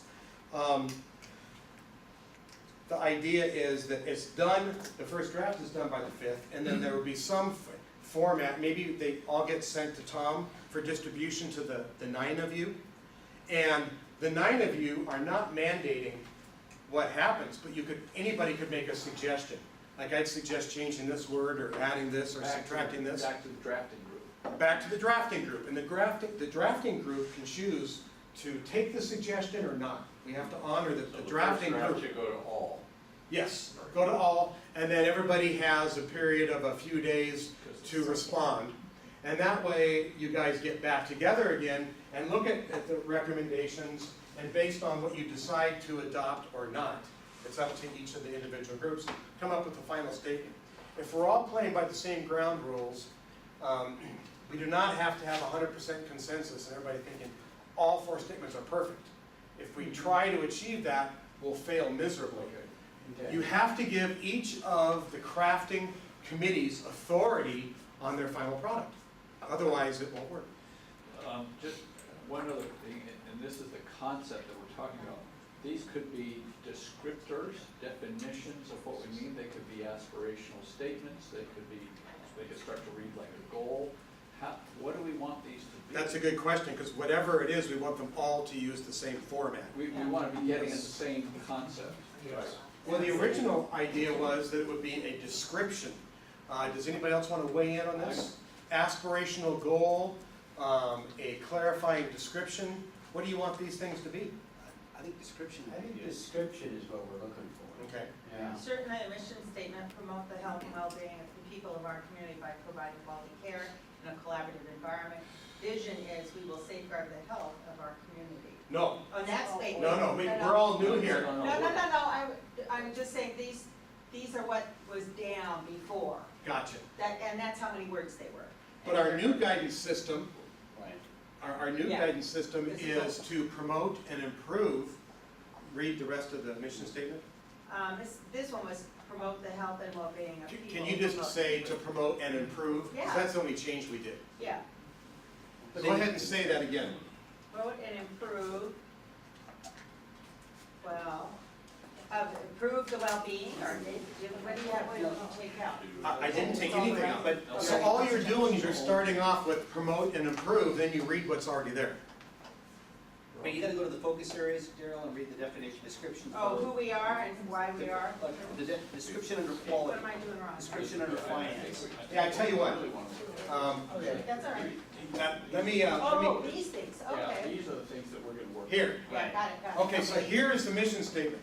So the guidance system for everything forward is promote and improve the health and well-being of people in our community by providing quality care in a collaborative environment. Your new vision statement is our community will become the healthiest in the nation. So that's Powerful. So that is the focus. So it sounds like you guys have agreed to develop a concise and clarifying description for each of those 4 words. for the quality, for the finance, Yes. for not For the finance, quality, for viability, liability, yeah. I'm sure. relationships and communities, and the inevitable communities. And that we are going to target between 15 and 20 words. No. I'll type on that and get it to you tomorrow morning. So Is everybody good with that? this is what we're working on. Okay. Yeah, right there. You've done a great job. You got through the whole agenda. You've done good work.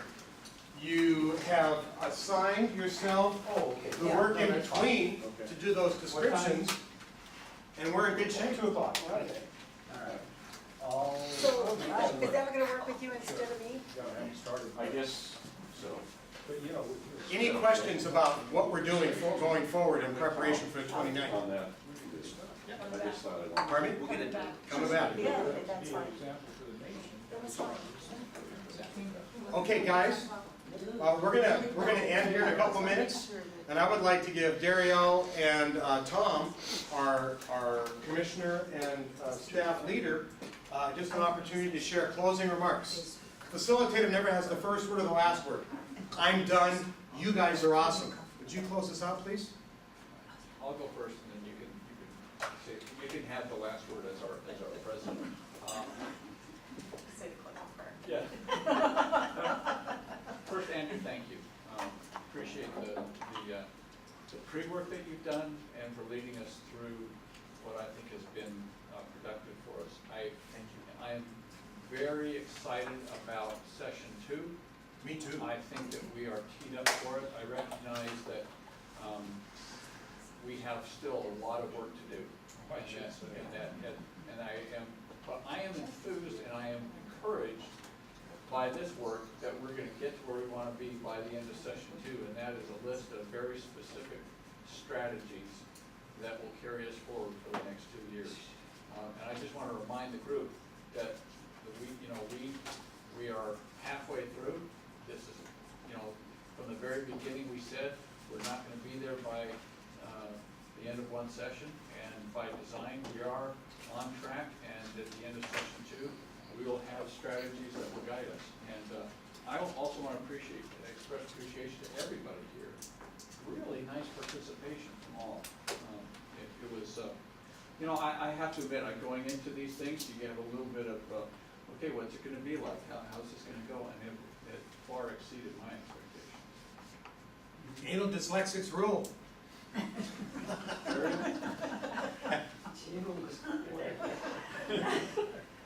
I have to say, particularly of the board, that I was so proud, I'm so proud of how everybody worked together. We all got along, there was no stancing, everybody worked, and I felt like all of us, staff and board, were heading in the same direction and want the same thing. And I had a great time today. I enjoyed working with everybody and enjoyed the time, and I'm not leaving all frustrated and upset. And that, I think, is Or a challenge. Or a change, yes, I tried not to say that. We set the bar real low. No, I didn't. Everybody really stepped up. Are we done? Thank you. Awesome. Gene? Sir. Oh, yeah, excuse me. Well, we. Oh, you have to adjourn, don't you? Yeah. No, I'm just thanking everybody. Thank you. I appreciate working with I was you. just happy to agree that most of the time with Gene, and when we did this, we did it in peace. No, that's a big. Is there a motion to adjourn? I move I we, move. Second? Second. Okay. We adjourn. so the conflict we had is we couldn't get our motion together.